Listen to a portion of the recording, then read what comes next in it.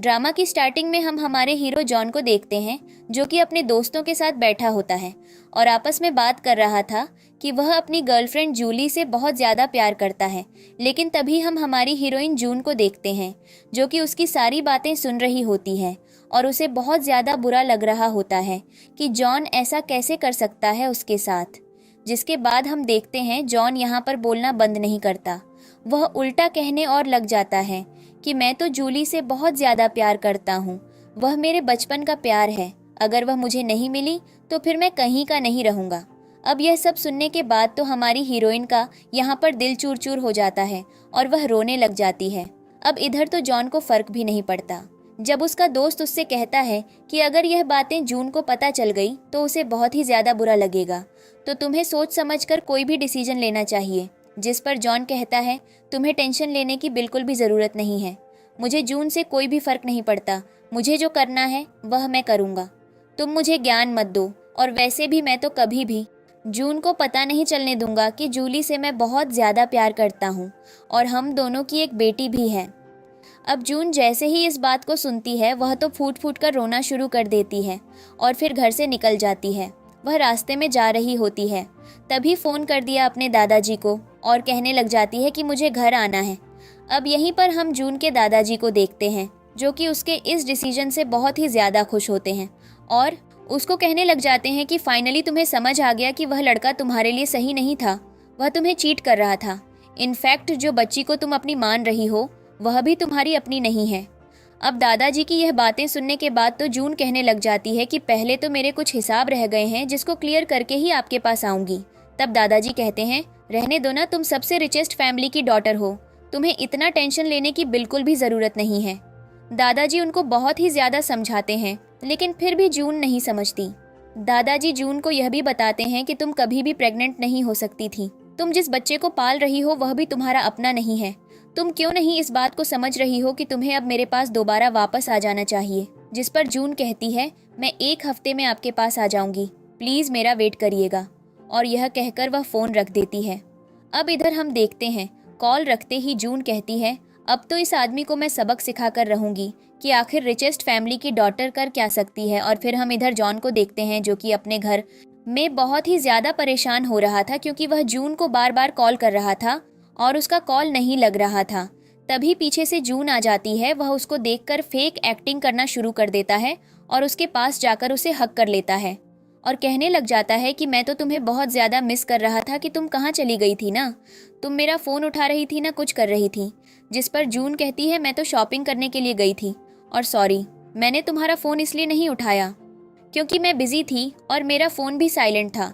जिसके बाद जॉन कहने लग जाता है कि तुम मुझसे सॉरी क्यों कह रही हो, क्या तुम पागल हो गई हो, मैं बस तुम्हारे बारे में ज़्यादा सोच रहा था, इसलिए मेरी यह हालत है, क्या तुम्हें भूख लगी है, चलो मैं तुम्हारे लिए एक अच्छा सा ब्रेकफास्ट बनाता हूँ। जिसके बाद हम देखते हैं जॉन जून को ब्रेकफास्ट सर्व करता है और कहता है कि यह लो खाओ, तुम्हारी तबीयत भी बिल्कुल ठीक नहीं लग रही, क्या पता खाने के बाद तुम और भी ज़्यादा स्ट्रॉन्ग हो जाओ।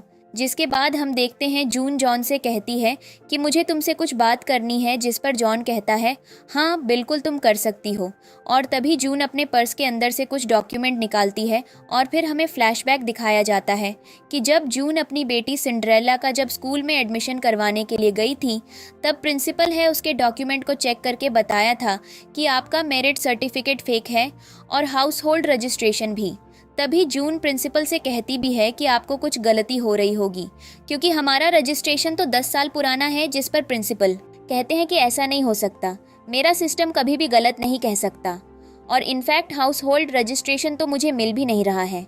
अब जिसके बाद जून तो शॉक हो जाती है। तभी प्रिंसिपल ये भी बता देते हैं उसको कि सिंड्रेला तो आपकी बायोलॉजिकल बेटी भी नहीं है, जूली उसकी बायोलॉजिकल मॉम है। अब ये सुनने के बाद तो जून का दिल टूट जाता है और फिर वहाँ पर भी उसे एक फ्लैशबैक आता है कि कैसे सिंड्रेला को जून के सामने इंट्रोड्यूस करवा दिया गया था एज एन अडॉप्टेड चाइल्ड, जबकि सिंड्रेला कोई और नहीं बल्कि जूली की अपनी बेटी थी। सिंड्रेला को देखते ही जून कहने लग जाती है कि क्या सच में जॉन तुम इसे मेरे लिए लेकर आए हो। जिस पर जॉन कहता है, हाँ बिल्कुल, मैं हम दोनों के लिए बच्चा लेकर आया हूँ जिससे हमारा जीवन एकदम सुखी रहे।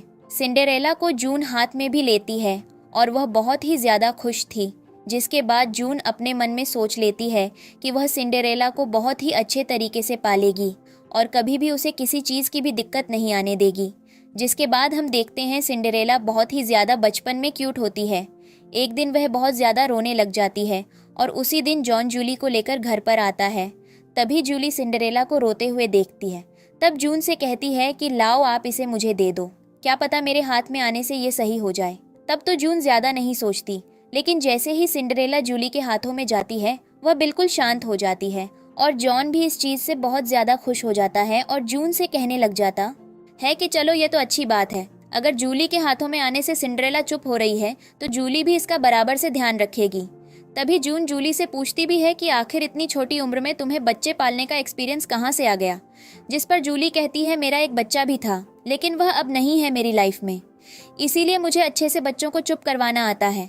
और यह कहकर वह जॉन की तरफ देखती है और फिर जून से बताने लग जाती है कि उसको तो उसकी वाइफ पसंद थी और मैं तो सिर्फ उसके लिए एक साइड चिक थी। जून तो यहाँ पर बहुत ही ज़्यादा खुश थी। जिसके बाद सीन दोबारा प्रेजेंट में शिफ्ट हो जाता है। जून प्रिंसिपल के पास होती है, उसका दिल बहुत ही ज़्यादा टूटा हुआ होता है और फिर वहीं सोच रही होती है कि अब तो मुझे घर जाकर सारी बातों की क्लैरिटी लेनी होगी।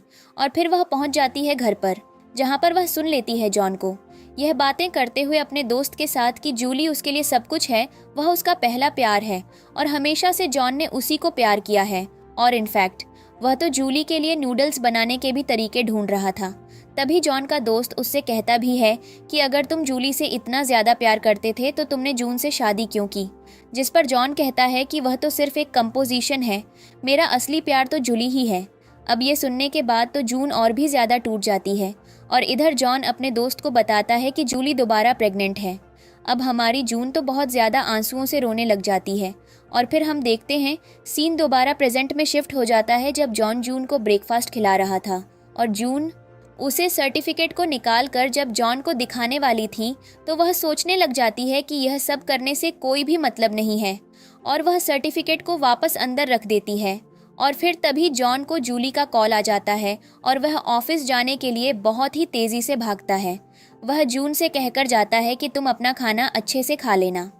जून उसे रोकती है और कहने भी लगती है कि प्लीज़ अभी मत जा। जिस पर जॉन कहता है मेरा जाना ज़रूरी है, तुम अच्छे से खाओ, और उसके फॉरहेड पर किस करके वहाँ से चला जाता है। उसके जाते ही जून बोलने लग जाती है कि मैं तुम्हें एक और मौका दूंगी, लेकिन अगर अगली बार तुमने मुझे झूठ बोला तो तुम मुझसे बुरा तुम्हारे लिए कोई नहीं होगा। और यह कहकर वह एक और चांस देने की बातें करने लग जाती है जॉन को। अब वह उसके पीछे पीछे जाने लग जाती है और इधर जॉन पहुंच जाता है हॉस्पिटल में जहां पर जूली एडमिट होती है। जून इन्हें दोनों को साथ में देख लेती है। जॉन उसका बहुत ही अच्छे तरीके से ध्यान रख रहा था। जूली जॉन से यह भी कहती है कि मैं प्रेग्नेंट हूँ, मुझे थोड़ा बुखार हो गया था और तुम मुझे देखने भी नहीं आए। मैं तुम्हें पहले ही बता देती हूँ कि तुम अपनी वाइफ के साथ डिनर नहीं कर सकते। जिसके बाद जॉन कहने लग जाता है कि मैं तुम्हारा बहुत अच्छे से ध्यान रखूंगा, इस चीज़ की तुम टेंशन मत लो और मैं कभी भी उसके साथ नहीं बैठूंगा, तुम जैसा कहोगी वैसा ही करूंगा। जूली सो जाती है। तभी हम देखते हैं जॉन जूली को रिंग निकाल कर पहनाता है और फिर जून इस चीज़ को देखकर बहुत ही ज़्यादा टूट जाती है। जूली अंदर बहुत ज़्यादा खुश हो रही थी। वह जॉन को आई लव यू कहती है, उसको किस करती है। यह बातें जब जून देखती है तो अंदर ही अंदर चूर चूर हो जाती है। तभी वह जॉन को यह भी कहते हुए सुन लेती है कि हम दोनों तो एक कपल हैं और सिंड्रेला हमारी बेटी है, जून तो हमारे बीच में है। लेकिन मैं तुम्हें एक बात बता दूं, इस रिंग को तुम हमेशा जून के सामने छुपा कर जाना। तभी जुलाई कहती है कि हाँ, मुझे बहुत अच्छे से पता है कि तुम जून के साथ सिर्फ अपने फ़ायदे के लिए हो, तुम मुझसे प्यार नहीं करते। जिस पर जॉन कहता है मुझे पता है तुम बहुत ही ज़्यादा समझदार हो, इसलिए मैं तुम्हें समझाता हूँ। इधर हमारी हीरोइन ये सब सुनकर होशियार हो जाती है और फिर वह बहुत ही ज़्यादा टूट जाती है और गुस्से में होती है। तभी वह अपना एंगेजमेंट रिंग निकालकर डस्टबिन में फेंक देती है। जिसके बाद जून को तुरंत ही जॉन का मैसेज आता है। वह उसको लिखता है कि हमारा 3 दिन का बिजनेस ट्रिप है, कृपया और न तुमसे मिल पाऊंगा, उसके बाद ही मिलूंगा और वहाँ से आने के बाद मैं तुम्हें बहुत ही अच्छा सरप्राइज़ दूंगा। जिसके बाद जून इधर से रिप्लाई करती है कि तुम जब वापस आओगे तो मैं भी तुम्हें एक अच्छा सा सरप्राइज़ दूंगी। जिसके बाद जॉन भी खुश हो जाता है और फिर अपनी जूली के पास जाकर बैठ जाता है। इधर हम जून को देखते हैं जो कि हॉस्पिटल से निकल जाती है और अपने घर पर होती है। सारा सामान पैक कर लेती है, सारे खिलौने सब कुछ पैक कर लेती है और यहाँ तक कि अपना फ़ोन देखने लगती है, जहाँ पर वह जूली के पोस्ट किए हुए फ़ोटो को देखती है और उन्हें लाइक भी कर देती है। जिसके बाद तुरंत इन्हें लोगों का वीडियो कॉल आ जाता है। तभी जॉन वहाँ से एक्सप्लेनेशन देना शुरू कर देता है कि हमारा बिजनेस ट्रिप तो यहाँ पर बहुत ही अच्छा चल रहा है, देखो मैं अपनी फैमिली के साथ बैठा हूँ और ये देखो सिंड्रेला भी मेरे साथ है।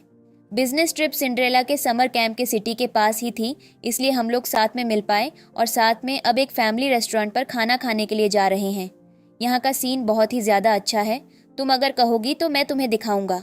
जिसके बाद जून मना कर देती है और इधर से जूली की तरफ से सिंड्रेला एक्सप्लेनेशन देने लग जाती है कि मामा आप प्लीज़ आंटी को कुछ भी मत कहना, क्योंकि मैंने ही उनसे ज़िद की थी कि मुझे पापा से मिलना है, इसलिए ये दोनों यहाँ पर आ गए।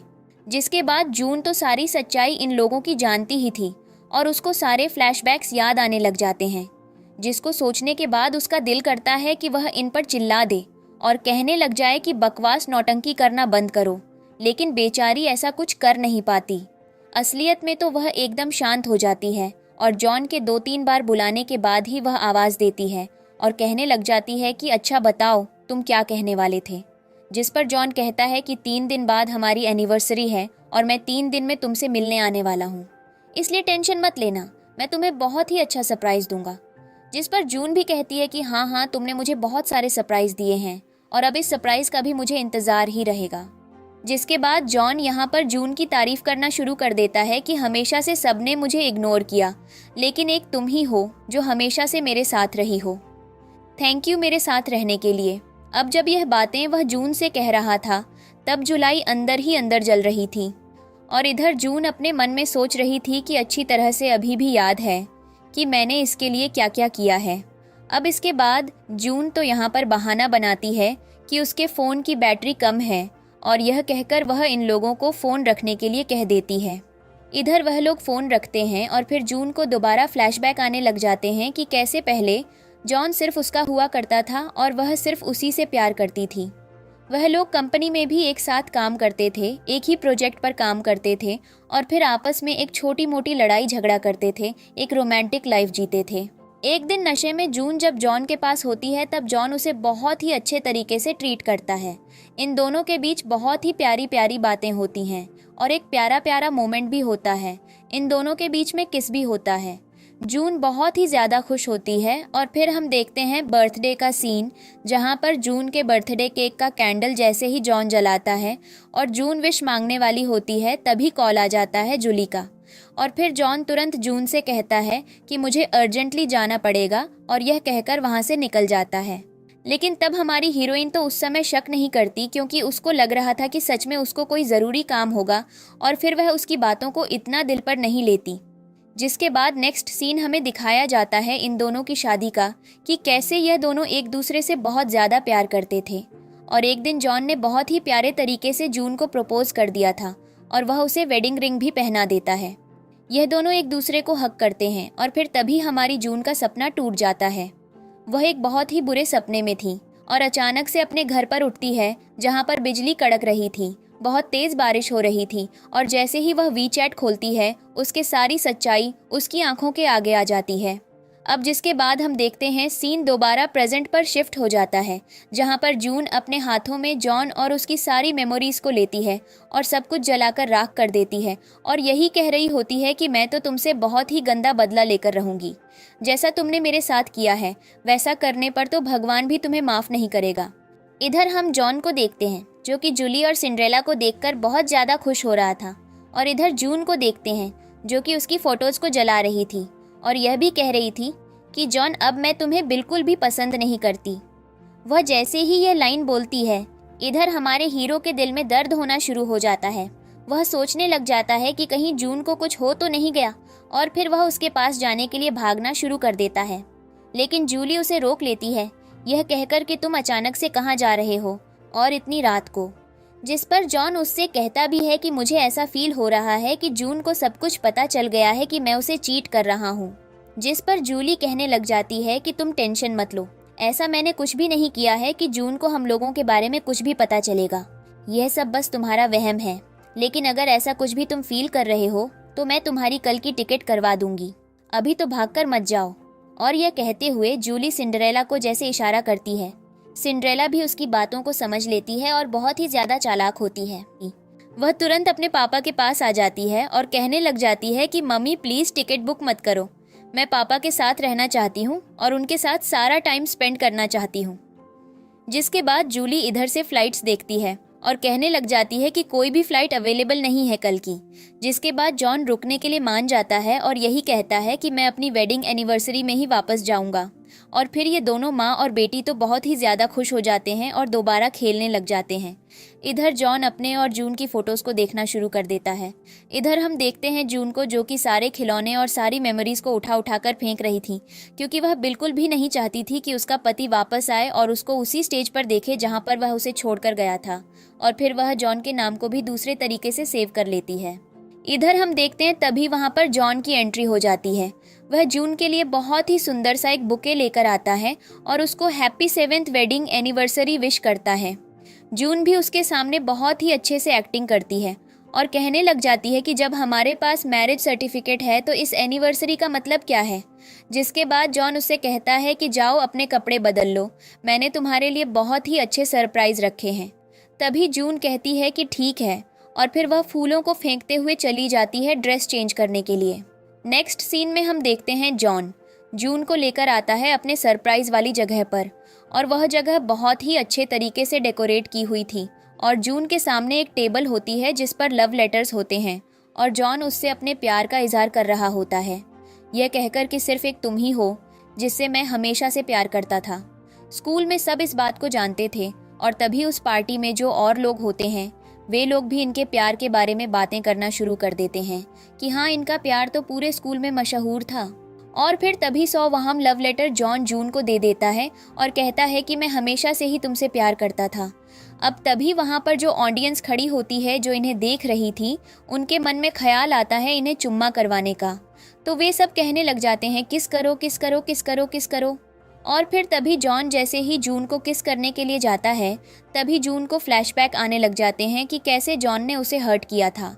और ये दोनों किस करते उसके पहले ही वहाँ पर एंट्री हो जाती है जूली और सिंड्रेला की, जिनका इस पार्टी में कोई भी मतलब नहीं था, लेकिन फिर भी वे लोग एंट्री लेते हैं, जिन्हें देखकर सबको बहुत ही ज़्यादा शॉक हो जाता है। और जैसे ही उनसे पूछा जाता है कि तुम लोग यहाँ पर क्या कर रहे हो, तभी इधर से सिंड्रेला को जूली इशारा करती है और वह पहुंच जाती है सीधा जॉन के पास और कहने लग जाती है कि मॉम डैड आपको हैप्पी 7th एनिवर्सरी, और फिर एक गिफ्ट निकालकर वह जून को देती है, जो कुछ और नहीं बल्कि एक फेक नेकलेस होता है। जिसको देखने के बाद जूली कहने लग जाती है कि मुझे पता नहीं था कि गलती से सिंड्रेला आपको ये दे देगी, आप मेरा ऑथेंटिक ब्रेसलेट ले सकते हो, ये बहुत ही अच्छा है। अब यहाँ पर जून को और ज़्यादा बुरा लगने लगता है। जॉन यहाँ पर सिचुएशन कंट्रोल करने की कोशिश करता है, लेकिन जून वहाँ पर उन लेटर्स को टेबल पर फेंकती है और भागकर चली जाती है। जिसके बाद जॉन उसके पीछे जाने की कोशिश करता है, लेकिन सिंड्रेला उसे रोक लेती है, यह कहकर कि डैड मुझे आपसे कुछ बात करनी है, और जॉन वहाँ पर रुक जाता है। इधर सिंड्रेला को देखते हैं जिसकी हालत बहुत ज़्यादा खराब हो गई थी। वह अपने फेस को धो लेती है और अपने आप को समझाना शुरू कर देती है कि रोने से कुछ नहीं होने वाला, कल की कल तुम यहाँ से निकल जाओ। अब यह सब सोचने के बाद और खुद को समझाने के बाद जैसे ही वह बाथरूम से बाहर आती है, वह देखती है कि उसका पति तो जूली के साथ बैठा हुआ है और जूली उसे बता रही है कि कोई बात नहीं, वह रो रही है, उसको बुरा लगा, इसका मतलब यह नहीं है कि अब आप उसी के पीछे जाओगे। और यह सब कहकर जूली जॉन को सिड्यूस करने लग जाती है और जॉन भी उसको बहुत ही प्यार से देख रहा होता है। ये दोनों आपस में बहुत ही प्यारी प्यारी बातें कर रहे होते हैं और ये हरकतें जून पीछे से देख लेती हैं। ये दोनों एक दूसरे के बहुत ही ज़्यादा क्लोज होते हैं और फिर मेकआउट करना शुरू कर देते हैं। वहीं पर जून की आंखों के आगे अब यह चीज़ बर्दाश्त नहीं हो रही थी। गलती से उसके हाथों से एक फ्लावर वाज गिर जाता है और फिर जून वहाँ से भाग जाती है।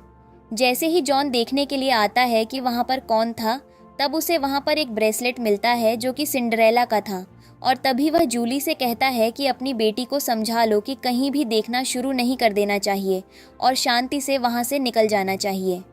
तुम मुझसे अच्छी सलाह बिल्कुल भी नहीं दे रही हो, और इनफैक्ट मैं एक और चीज़ तुम्हें कह दूं, आज जो रात में हुआ है वह कभी भी दोबारा रिपीट नहीं होना चाहिए। और यह सब कहकर वह वहाँ से चला जाता है। जिसके बाद इधर हम जून को देखते हैं जो कि बहुत ही ज़्यादा गुस्से में होती है और वेन्यू से बाहर जा रही होती है।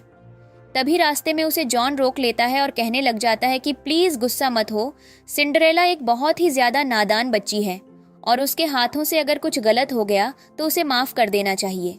जिसके बाद जॉन कहता है कि मत जाओ, मेरी बात मानो, मैंने एक होटल रूम में एक बहुत ही अच्छा सरप्राइज प्लान किया है। जिसके बाद जून जॉन पर चिल्लाने लग जाती है और कहने लग जाती है कि तुम्हें समझ नहीं आ रहा कि मैं यहाँ से जाना चाहती हूँ तो मतलब मुझे जाने दो, बकवास मत करो, मुझे तुम्हारे साथ नहीं रहना। जिस पर जॉन कहने लग जाता है कि मैंने जब तुम्हें स्कूल के टाइम से ही कभी नहीं छोड़ा तो अब तुम्हें कैसे छोड़ दूंगा। तभी इधर हमारी हीरोइन को फ्लैशबैक आ जाता है कि कैसे स्कूल के दिनों में यह दोनों कितने अच्छे से एक दूसरे के साथ रहते थे और एक दूसरे का कितना अच्छा ध्यान रखते थे और कितने प्यारे प्यारे मोमेंट्स निभाते थे।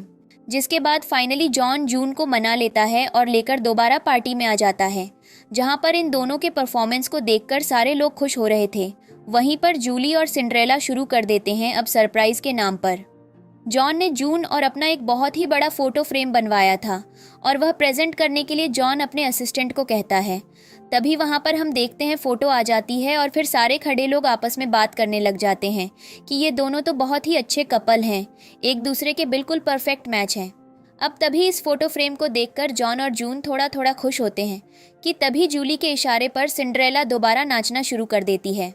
वह भागते हुए चली जाती है जून के पास और फोटो लेकर जो औरत आ रही थी उसके पैरों पर अपने पैर रख देती है, जिससे वह फ्रेम जून के ऊपर गिर जाता है।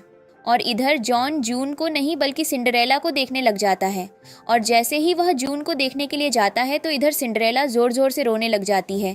जिसके बाद जून ये सारी चीज़ें देख रही होती हैं और उसे बहुत बुरा लगता है कि इधर मुझे बहुत ज़्यादा चोट लग गई है, मेरा खून निकल रहा है, लेकिन उसको पड़ी है तो सिर्फ सिंड्रेला की। अब जिसके बाद इधर हम देखते हैं जून हॉस्पिटल में होती है और बेहोश होती है। जूली और जॉन उसे देखने के लिए आए होते हैं। जूली जॉन से कहने लग जाती है कि आपको पता है मुझे सिंड्रेला से बहुत बड़ी गलती हो गई है, लेकिन उसे माफ़ कर दो, उसके साथ ऐसे मत करो। जिस पर जॉन कहने लग जाता है कि तुम्हें पता है कि न मैं तुम्हें मारूंगा न तुम्हारे ऊपर चिल्लाऊंगा क्योंकि तुम प्रेग्नेंट हो। जिस पर जूली उसे और भी इमोशनल ब्लैकमेल करने की कोशिश करती है तो जॉन कह देता है अभी तुम यहाँ से चले जाओ, मुझे अकेले रहने की इच्छा है।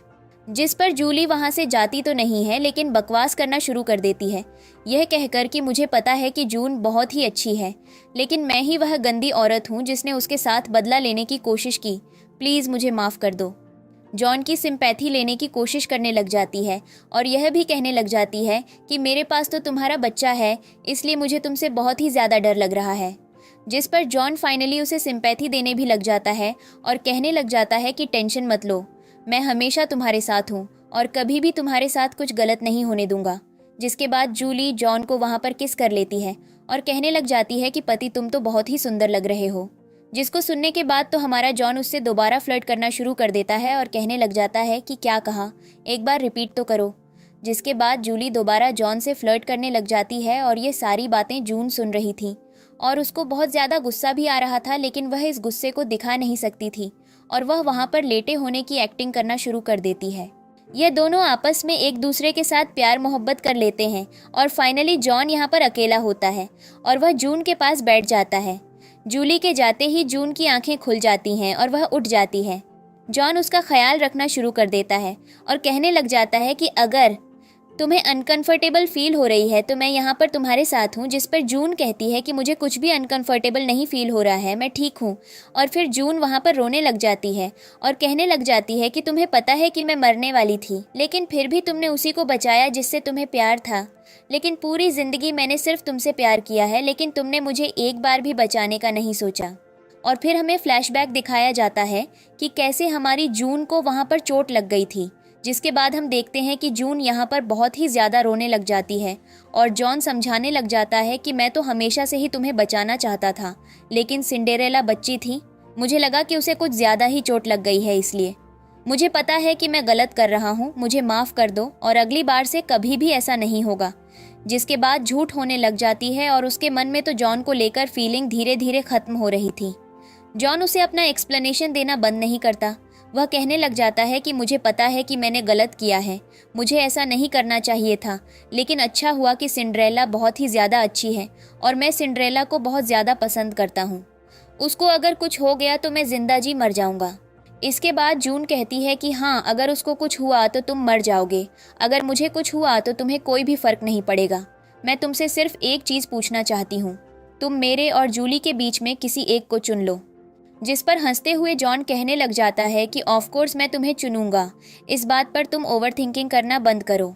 अब जिसके बाद जून कहती है कि तुमने मुझे चुनकर ही लिया है तो चलो तुरंत फ़ोन लगाओ, पुलिस को कॉल करो और उनको बुलाओ। जब तुम्हें सारी सच्चाई पता है तो तुम क्यों नहीं जूली को जेल भिजवा रहे हो। जिस पर जॉन तो चिल्लाने लग जाता है और कहने लग जाता है कि मैं तुम्हें कह रहा हूँ, किसी को कोई भी गलती नहीं है तो तुम मेरी बात मानने को तैयार क्यों नहीं हो रही हो। और यह कहकर वह जून पर बहुत तेज चिल्ला देता है। जून को यहाँ पर बहुत ही ज़्यादा बुरा लग जाता है और वह उल्टा जॉन पर चिल्ला देती है, क्या करके? मुझे तुम बहुत ही अच्छे तरीके से पता है कि तुम उन्हीं का साइड लोगे। अब अच्छा होगा कि तुम यहाँ से चले जाओ। यह कहकर वह जॉन को भगाने लग जाती है। तभी उसे बहुत तेज सर्दी हो जाती है और फिर जॉन जैसे उसे संभालने की कोशिश करता है, जून उसको एक जोरदार थप्पड़ मार देती है और कहने लग जाती है कि मेरे आसपास भी भटकने की तुम्हें बिल्कुल भी ज़रूरत नहीं है, क्योंकि मैं इमोशनली स्टेबल हूँ। इसके बाद जॉन वहाँ से उठता है और बाहर चला जाता है सूप बनाने के लिए। जून इधर बहुत ज़्यादा रोने लग जाती है और फिर वह बहुत ज़्यादा हॉट हो जाती है। जैसे ही जॉन बाहर आता है, उसका असिस्टेंट उससे पूछने लग जाता है कि जून तो ऑलरेडी इंजर्ड है, आपको पनिशमेंट देनी चाहिए जिसने जून के साथ यह हरकत की है।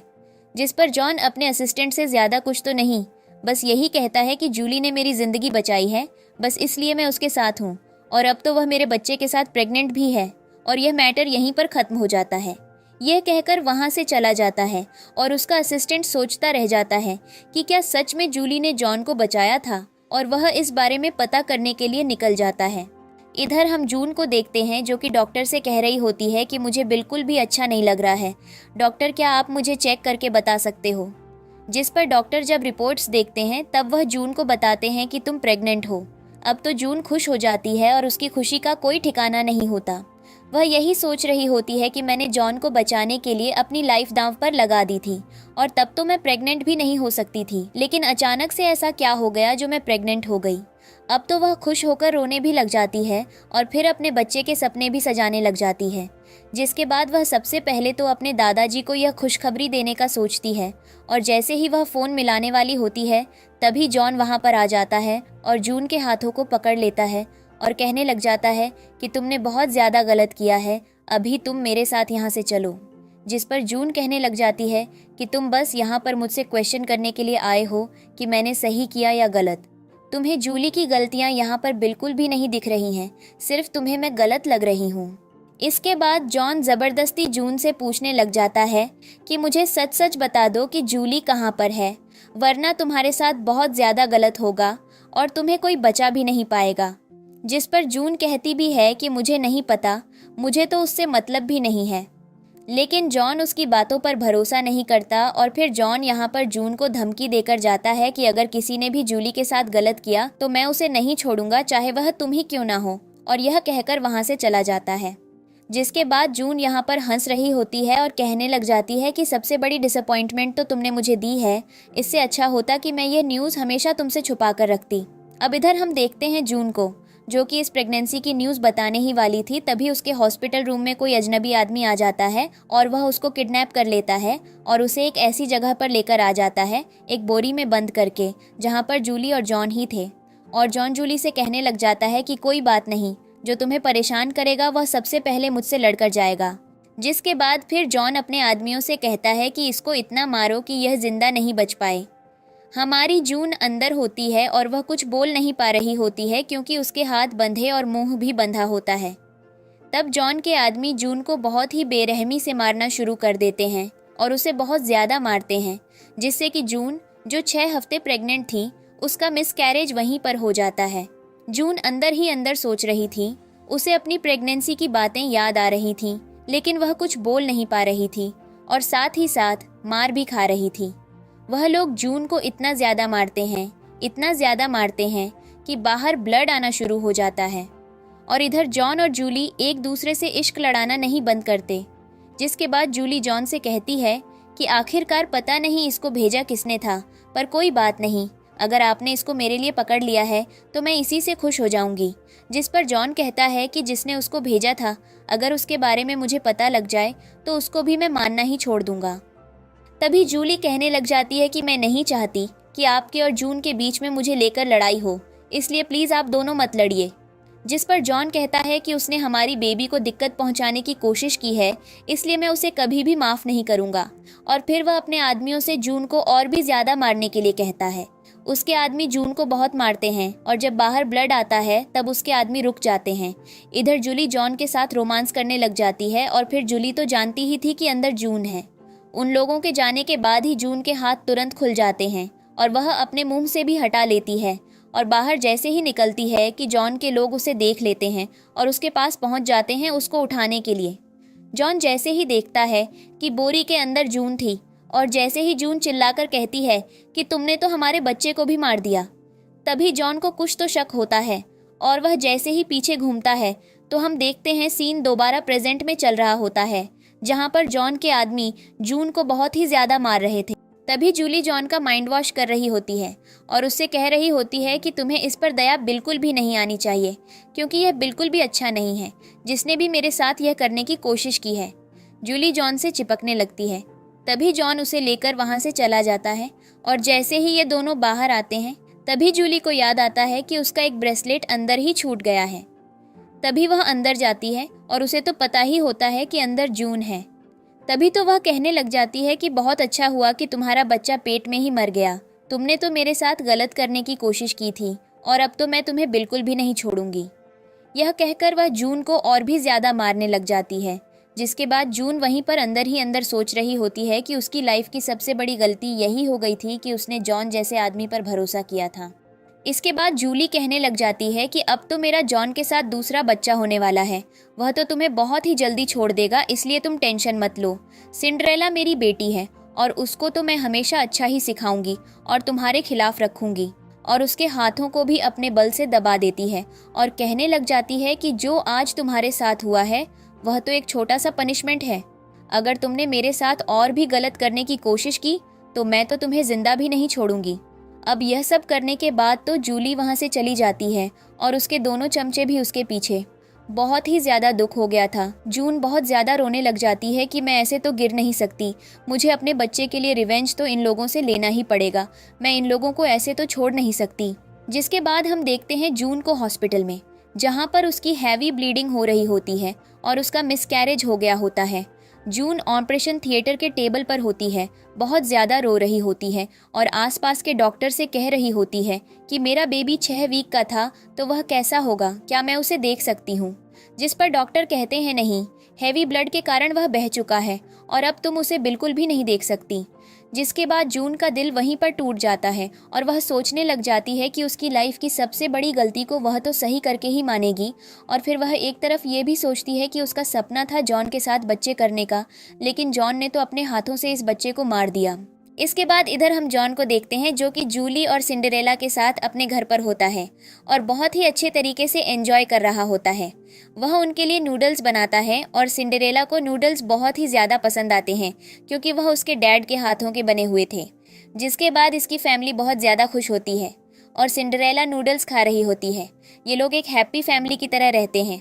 और फिर जूली उठकर आ जाती है जॉन के बगल में और कहने लग जाती है कि क्या तुम्हें लड़का पसंद है या लड़की।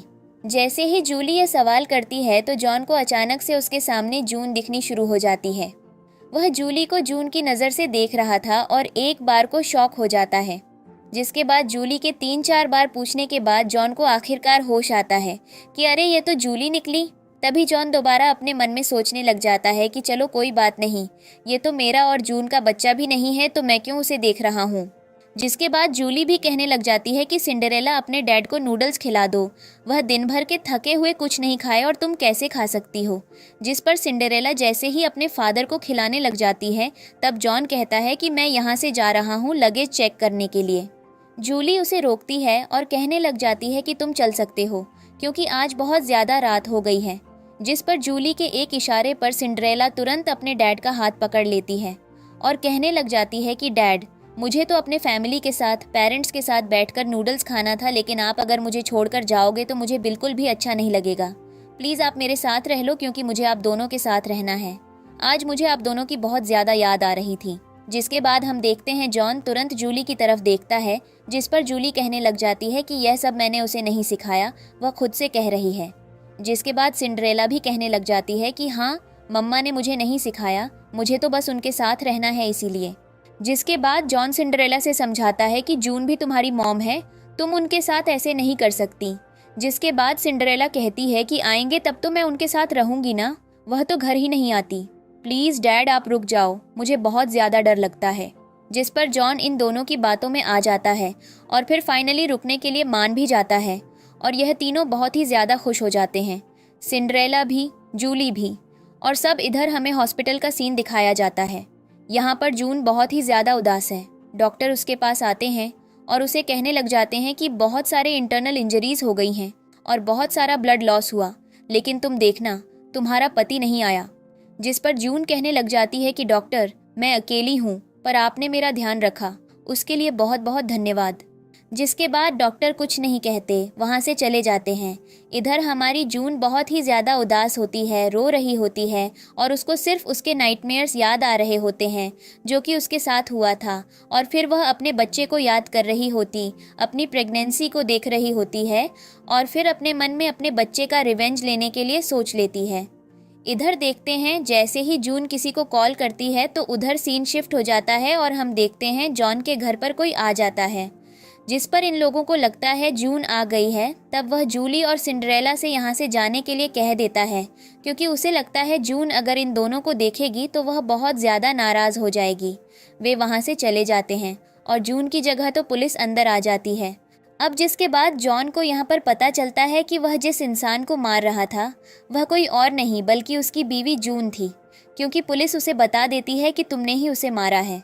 जिस पर जॉन सोचने लग जाता है कि जो मुझसे सिर्फ एक फ़ोटो फ्रेम के लिए नाराज़ थी और अब तो वह सच में जूली को हर्ट करना चाहती है, ये तो बहुत ही ज़्यादा गलत बात है। जिसके बाद जॉन पुलिस से ही प्रूफ मांग लेता है और कहने लग जाता है कि अगर आपके पास कोई प्रूफ नहीं है कि मैंने ही उसे मारा है तो आप मेरे घर पर कैसे आ सकते हो और मुझे कैसे पुलिस स्टेशन जाने के लिए कह सकते हो। ये सब एक मिसअंडरस्टैंडिंग है और अगर आपको इन्वेस्टिगेट करना भी है तो आप मेरे लॉयर के पास आराम से जा सकते हो। जिसके बाद वह दोनों पुलिस तो वहाँ से चली जाती है और फिर जॉन यहाँ पर बहुत ही ज़्यादा गुस्से में होता है। उसके पास जूली भागते हुए आती है और उसके हाथ को पकड़ लेती है और कहने लग जाती है कि जून तो हमारे लिए एक गरज होल्ड करके बैठी है, मुझे उससे बहुत ज़्यादा डर लग रहा है। जिस पर जॉन कहता है टेंशन मत लो, जब तक मैं हूँ तुम्हें कोई कुछ भी नहीं कर पाएगा। जॉन कहता है टेंशन मत लो, जब तक मैं हूँ तुम्हें कोई कुछ भी नहीं कर पाएगा। जिस पर जूली जॉन से आई लव यू कहती है और कहने लग जाती है कि मुझे पता है कि जब तक तुम हो मेरे साथ कुछ भी गलत नहीं होगा, और यह कहकर वह उसे हक कर लेती है। अब इधर हम देखते हैं जून को जो कि हॉस्पिटल में होती है और फिर उसे पुलिस का फ़ोन आता है। पुलिस उसे बता देती है कि हमारे पास कोई भी एविडेंस नहीं है जिससे यह साबित हो जाएगा कि जूली ने तुम्हें मारा है। अब जून तो इस बात से दुख में आ जाती है और यही सोचने लग जाती है कि अब तो मैं बदला भी नहीं ले सकती हूँ क्योंकि जॉन तो उसी के साइड हो गया है। और यह कहकर वह रोने लग जाती है। तभी उसे खून की खांसी होने लग जाती है और फिर वह तुरंत जॉन को फ़ोन लगाती है और फिर चिल्लाना शुरू कर देती है कि तुमने तो हमारे बच्चे को मार दिया, तुमने तो उसे प्रोटेक्ट करने की भी कोशिश नहीं की, तुम्हें सिर्फ सिंड्रेला की पड़ी है और जूली की पड़ी है। जिस पर इधर हम देखते हैं कि जॉन का फ़ोन जॉन नहीं बल्कि उसकी बीवी जूली उठाती है और जून जब उधर से चीख रही थी तब उसकी बातें कोई और नहीं बल्कि जूली ही सुन रही थी। तो वह उसे जवाब भी दे देती है कि मेरे पास ऑलरेडी 2 बच्चे हैं, इसलिए वह तो तुम्हारे बच्चे को देखेगा भी नहीं, अच्छा होगा कि तुम उसके जीवन से चली जाओ। अब तभी हम देखते हैं जूली को कि जॉन कुछ आवाज़ देता है और जूली इधर से चिल्लाने लग जाती है कि हाँ हाँ मैं आ रही हूँ, और फिर यह सब करके वह जून को चिढ़ाना चाहती थी। जून भी बहुत ज़्यादा रो रही होती और फ़ोन को रख देती है और फिर अपने मन में सोच लेती है कि उसकी फैमिली तो घर पर बहुत ही ज़्यादा अच्छे से है और वे दोनों तो एक दूसरे को नूडल्स खिला रहे होंगे, और यह सब सोचकर वह बहुत ज़्यादा रोने लग जाती है। इधर इन लोगों की हैप्पी फैमिली दिखाई जाती है और दादी को दिखाया जाता है जो कि रो रही होती है अपने बच्चे के लिए, और फाइनली अपने मन में यही सोचती है कि वह अपने बच्चे का रिवेंज लेकर ही रहेगी। इधर हम देखते हैं जॉन को जो कि सिंड्रेला के बालों को बहुत ही अच्छे तरीके से सुखा रहा था और उसको अपनी बेटी की तरह रख रहा था। अब इसके बाद वह तुरंत जूली से पूछता है कि मेरा फ़ोन बज रहा था, उस पर कौन था? जिस पर जूली कहने लग जाती है कि कोई नहीं था, वह तो तुम्हें गलतफहमी हो रही है, लो तुम खुद ही चेक कर लो। जिस पर जूली पर भरोसा करने के बाद जॉन फ़ोन चेक नहीं करता और इधर से जूली नंबर भी डिलीट कर देती है जून का। बहुत ज़्यादा चालाक बनने के बाद इधर हम देखते हैं जूली को, जो कि पहुंच जाती है अपने मुंह बोले पति के पास और कहने लग जाती है कि चलो आज हम दोनों बहुत जल्दी रेस्ट कर लेते हैं क्योंकि मुझे तुम्हारे साथ की ज़रूरत है। जिसके बाद जॉन जैसे ही सिंडरेला के बालों को सुखाकर उठाता है तो वह नोटिस करता है कि आसपास उसके और जून की जो भी फ़ोटो थी वह नहीं है। जिसके बाद बहुत सारा ढूंढने के बाद और इधर मेरे भी फ़ोटो और खिलौने घर से गायब हैं। जिसके बाद जॉन को फाइनली शक हो जाता है कि जूली ने कुछ तो किया होगा। जिस पर जूली भी कहने लग जाती है कि नहीं, मैंने कुछ भी नहीं छुआ, मैं तो छोटी भी नहीं हूँ। जिस पर सिंड्रेला भी कहने लग जाती है कि हाँ, मेरी माँ तो नहीं छूती कभी। जॉन वहाँ से भागकर जाता है अपने रूम में और सारे फ़ोटो को ढूंढना शुरू कर देता है। उसके रूम में भी एक भी फ़ोटो नहीं थे। अब यह तो पागल ही हो जाता है।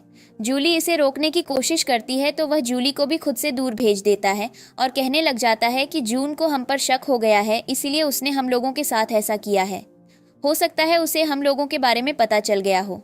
जिसके बाद जॉन जैसे ही जून को फ़ोन मिलाता है तब जून का फ़ोन बंद होता है और तो उसे फाइनली शक हो जाता है और फिर वह हॉस्पिटल भागने के लिए चला जाता है। तभी जूली उसे रोक लेती है और कहने लग जाती है कि ऐसा नहीं हो सकता कि जून को हम लोगों के बारे में पता चल गया होगा, क्योंकि मैंने तो उसे कोई भी हिंट नहीं दिया था। तभी जूली की बातों को इग्नोर करके वह फिर भी हॉस्पिटल जाना चाहता है, लेकिन जूली उसे जाने नहीं देती और ये कहती है कि सिंड्रेला चाहती है कि हम दोनों उसके साथ सोएं, इसलिए प्लीज़ तुम आज मत जाओ, तुम कल सुबह आसानी से जा सकते हो। जिस पर जॉन जूली पर गुस्सा हो जाता है और उसे कहने लग जाता है कि मैं सिर्फ तुम्हारे साथ इसलिए हूँ क्योंकि तुमने मेरी जान बचाई, इसके ऊपर कुछ भी नहीं। तो तुम ज़्यादा अपने आप को तेज़ मत समझना। और मैं तुम्हें एक बात और बता दूँ, मेरे दिल में हमेशा मेरे लिए जून ही रहेगी और यह बात तुम्हें बहुत अच्छे से पता होनी चाहिए। क्या कर जॉन जैसे ही वहाँ से जाता है तब जूली को तो बहुत ज़्यादा गुस्सा आने लग जाता है और वह बस यही सोचती है कि मैं उसे कैसे रोक लूँ। जिसके बाद हम देखते हैं जहाँ पर जूली की भी एक्सीडेंट हुई थी और उसके पति ने किसी और को नहीं बल्कि जॉन और जून को ही ठोका था। उसका पति तो वहाँ से भागना चाहता था, लेकिन जूली ही अपने पति से कहती है कि चलो इन्हें दोनों को बचा लेते हैं। जॉन यहाँ पर बेहोश हो जाता है और जून भी बेहोश हो जाती है। जिसके बाद हम देखते हैं फिर दोबारा प्रेजेंट में शिफ्ट हो जाता है और फिर जूली बस यही कहती है, मैं तो बस प्रिटेंड कर रही थी कि मैंने तुम्हें बचाया, ऐसा तो कुछ है भी नहीं, लेकिन अगर इसी बात से तुम मेरे साथ हो तो मैं इसको बहुत अच्छे तरीके से खेल सकती हूँ। अब नीचे हम देखते हैं सिंड्रेला अपने डैड को रोक लेती है और कहने लग जाती है कि आप तो मॉम को कल भी हॉस्पिटल देखने के लिए जा सकते हो, लेकिन आज मेरे साथ रह लो क्योंकि मुझे बहुत ज़्यादा डर लगता है। जिसके बाद जॉन उसे कहता भी है कि तुम्हारी मॉम का फ़ोन बंद है इसलिए मुझे डर लग रहा है। जिस पर सिंड्रेला कहती है कि टेंशन मत लो, हॉस्पिटल में है और आप कल आसानी से उसके पास जा सकते हो क्योंकि मॉम सो गई होगी, उन्हें ध्यान नहीं रहा होगा फ़ोन चार्ज करने का तो फ़ोन बंद हो सकता है। आप क्यों टेंशन ले रहे हो, आप कल चले जाना। और यह कहकर वह ज़बरदस्ती जॉन को अपने साथ बैठा लेती है और कहने लग जाती है कि मॉम को तो सूप पसंद है, आप कल उनके लिए सूप बनाकर और ढेर सारे गिफ्ट लेकर जाना, वह खुश हो जाएगी। तभी जूली वहाँ पर आ जाती है और कहने लग जाती है कि हाँ, तुम कल उसे देखने आराम से जा सकते हो, आप लोग लड़ना बंद करो, चलो हम लोग सब सो जाते हैं। जिसके बाद जॉन उन लोगों की बातों में आ जाता है और फिर सिंड्रेला के साथ जूली को अंदर भेज देता है। वह बाहर बैठा होता है और फिर जून की फ़ोटो को देख रहा होता है और मन में कहता है कि मैं तुम्हें बहुत ज़्यादा मिस कर रहा हूँ जून। और इधर हम जून को देखते हैं जो कि अपने फ़ोन को फुल चार्ज करवा लेती है और फिर जैसे ही उसका फ़ोन ऑन होता है नर्स उसे कहती है कि अपने बॉडी का अच्छा सा ध्यान रखो, तुम बहुत ही बूढ़ी नहीं हो गई हो, अभी तक तुम अपने बच्चे को बाद में भी कर सकती हो, लेकिन यह शरीर वापस नहीं आएगा और अगर तुम्हें कोई भी चीज़ की दिक्कत हो तो तुम मुझे कभी भी कॉल कर सकती हो। जिस पर जून नर्स से बहुत ही अच्छे तरीके से बात करती है और फ़ोन खुलते ही सबसे पहले वह एक फ़ोटो देखती है जो कि उसके बच्चे की होती है और इस बात से तो वह सिर्फ जॉन के बारे में सोचती है और उसके दिमाग में यही चल रहा होता है कि इस बच्चे का बाप कितना ज़्यादा टेंशन फ्री होगा और कुछ भी नहीं सोच रहा होगा। अब यह फ़ोटो जून तुरंत व्हाट्सएप कर देती है जॉन को, लेकिन जॉन इधर तो सूप बनाने में लगा हुआ था और उसका फ़ोन सिंड्रेला के पास था। तभी सिंडरेला चुपके से उस फोटो को जॉन के फ़ोन से डिलीट कर देती है और फिर जैसे ही जूली देख लेती है कि सिंडरेला उसके फ़ोन से कुछ कर रही है, तभी सिंडरेला सच सच बता देती है उसे कि बेकार आंटी ने पापा के फ़ोन में कुछ तो भेजा था, इसलिए मैंने उसे बिना देखे डिलीट कर दिया। पूछने पर कि उस फोटो में क्या था, तब सिंडरेला बता भी नहीं पाती, जिस पर जूली कहती है कि बहुत अच्छा किया तुमने कि ऐसा किया, आगे से अगर तुम कुछ भी देखो तो तुम आसानी से डिलीट कर सकती हो। जिसके बाद जूली सिंडरेला से बहुत ज़्यादा प्यार कर देती है और कहने लग जाती है कि तुम्हें तो पता ही है कि उस गंदी औरत ने तुम्हारी मॉम के साथ कितना सारा बदला लिया, इसलिए तो मुझसे हमेशा दूर रहना और अपनी मॉम के हमेशा पास रहना। जिसके बाद सिंडरेला भी जूली की बातों को सुनती है और वहीं कहने लग जाती है कि हाँ, मुझे तो हमेशा से वह आंटी पसंद नहीं थी और मैं तो उस आंटी को पापा से भी दूर कर दूंगी। जिसके बाद जूली भी बहुत ज़्यादा खुश हो जाती है और ये दोनों एक दूसरे को हक कर लेते हैं। इधर हम हॉस्पिटल में देखते हैं जून बार बार व्हाट्सएप खोलकर देख रही थी कि कहीं जॉन ने मैसेज को सीन तो किया होगा या नहीं, लेकिन जॉन ने मैसेज सीन नहीं किया होता है तो जून रोने लग जाती है और फिर वह फाइनली जॉन को ब्लॉक भी हर जगह से कर लेती है और फिर बहुत ही ज़्यादा गुस्से में होती है। अगले दिन सुबह का हमें सीन दिखाया जाता है जहां पर सिंड्रेला और जॉन जून से मिलने के लिए हॉस्पिटल में आ जाते हैं और तभी काउंटर पर नर्स बात कर रही होती है जून के बारे में कि उसका पति उससे कितना ज़्यादा प्यार करता था, लेकिन जब से उसका एक्सीडेंट हुआ है वह उसे एक बार भी देखने के लिए नहीं आया है और तो और उसका मिसकैरेज हुआ है, उसका इतना सारा ब्लड लॉस हुआ है, लेकिन फिर भी वह उसे देखने नहीं आया। जॉन उन लोगों की बातों को सुन लेता है और कहने लग जाता है कि क्या जून की बातें कर रहे हो, वह मेरी वाइफ है। तभी वहाँ पर भागते भागते जूली अचानक से आ जाती है और कहने लग जाती है कि उसका तो मिसकैरेज हो ही नहीं सकता क्योंकि वह बच्चा दे ही नहीं सकती। मिसकैरेज उसका होता है जो प्रेग्नेंट हो सकता है, वह तो प्रेग्नेंट ही नहीं हो सकती है, तो आप लोग गलतफहमी क्यों फैला रहे हो सबके आगे। जिस पर सिंडरेला भी कहने लग जाती है कि हाँ डैड, ये लोग तो यहाँ पर बैठकर कुछ भी कह सकते हैं, हमें तो हमारी मॉम की असलियत पता है ना। जिसके बाद जॉन भी उन लोगों की बातों को मान लेता है और फिर इधर जूली उन मेडिकल स्टाफ को बहुत ही गंदा झाड़ देती है और कहने लग जाती है कि तुम लोग पेशेंट की प्राइवेसी को ऐसे कैसे डिस्कस कर सकते हो, ये बहुत ज़्यादा गलत बात है। जिसके बाद जॉन जूली से पूछता है कि तुम यहाँ पर क्या कर रही हो, तो जूली कहने लग जाती है कि मैं तो तुम्हारे साथ जून को देखने के लिए आई थी और अगर वह तुमसे कोई झूठ बोलेगी तो उस झूठ को तुम करने के लिए आई हूँ। जिसके बाद हम देखते हैं जूली दोबारा यहाँ पर जॉन को इमोशनल ब्लैकमेल करने लग जाती है और कहने लग जाती है कि अगर जून के सामने मुझे माफ़ी मांगना पड़ा तुम लोगों का झगड़ा खत्म करवाने के लिए तो मैं तो मांग लूँगी, तुम प्लीज़ मुझे रोकना मत। जिस पर जॉन उससे कहता है कि तुम टेंशन मत लो, ऐसा कुछ भी नहीं करना पड़ेगा और अगर करना भी पड़ेगा तो तुम्हारे लिए मैं उससे माफ़ी मांग लूँगा और मुझे पता है कि वह मुझे माफ़ तो ज़रूर ही कर देगी क्योंकि वह मुझसे बहुत ज़्यादा प्यार करती है। अब इधर सिंडरेला भी इस नाटक में बहुत ही अच्छे तरीके से भाग ले रही थी। वह तो अपने डैड से कहती है कि हाँ प्लीज़ मॉम को आप जाने दो ना, जिस पर यह तीनों पहुंच जाते हैं जून से मिलने के लिए और पीछे से स्टाफ तो बात कर ही लेते हैं कि इस फैमिली को तो हम लोग परेशान नहीं कर सकते, इसलिए हमें इनके सामने नहीं। अब इधर हम देखते हैं जॉन जैसे ही अपने पूरे परिवार के साथ जून से मिलने के लिए जा रहा था, तभी रास्ते में जॉन की मॉम मिल जाती है और उससे कहने लग जाती है कि तुम कब तक जून को पैम्पर करते रहोगे और तुम्हें सच में पता है कि वह तुमसे बहुत ही ज़्यादा नाराज़ है क्योंकि तुम सिर्फ और सिर्फ इस औरत के पीछे रहते हो। जिस पर जॉन कहने लग जाता है कि हाँ, ये बात मुझे बहुत ही अच्छे तरीके से पता है। जिस पर उसकी मॉम भी उसे समझाती है कि तुम उसे प्रोटेक्ट बिल्कुल भी मत करो, हो सकता है वह इनफर्टाइल है लेकिन वह करियर बनाने में तुम्हारी मदद अच्छे से कर सकती है। जिस पर जॉन कहने लग जाता है कि मॉम, मैं उससे बहुत ही ज़्यादा प्यार करता हूँ और इसके पेट में मेरा बच्चा भी है, इसलिए मैं उसे छोड़कर नहीं जा सकता। अब जिसके बाद जूली के अगेंस्ट में जैसे ही जॉन की मॉम कुछ और कहने लग जाती है, तभी जूली के पेट में अचानक से दर्द हो जाता है और वह एक्टिंग करना शुरू कर देती है और ये सारी एक्टिंग जॉन के सामने ही होती है और जून भी पीछे से देख लेती है और इन दोनों का फ़ोटो भी निकाल लेती है। जिसके बाद जूली कहती भी है जॉन से कि तुम्हारा बेटा बहुत ही ज़्यादा परेशान करने लगा है। मुझे तब जॉन भी इस बात से बहुत ज़्यादा खुश हो जाता है और फिर जून तो इन दोनों को देखकर अंदर ही अंदर गुस्से में होती है। अब यह फैमिली भी बहुत ही ज़्यादा खुश थी और इधर जून अपने मन में बस यही सोच रही थी कि मैं अपने बेटे का रिवेंज लेकर इन लोगों से ज़रूर रहूँगी। तभी अपना कोट निकाल कर जूली को जॉन दे देता है और कहता है कि तुम्हें सर्दी न लगे और मैं आराम से जून से मिलकर आता हूँ। और उसकी नज़र जैसे ही जून पर पड़ती है तो वह वहाँ से चली जाती है। जॉन उसके पीछे पीछे भागता है और फिर वह जैसे ही उस जगह पर जाता है तो जून उसे नहीं दिखती, जिसके बाद वह उसे और भी जगह ढूंढने के लिए जाता है और उसके वार्ड के अंदर जैसे ही जाता है तब उसे पता चलता है कि जून तो यहाँ से डिस्चार्ज लेकर जा चुकी है। अब इसके बाद वह अपने मन में सोचने लग जाता है कि उसने तो मुझे बताया भी नहीं, हो सकता है उसे हम दोनों के बारे में पता चल गया हो।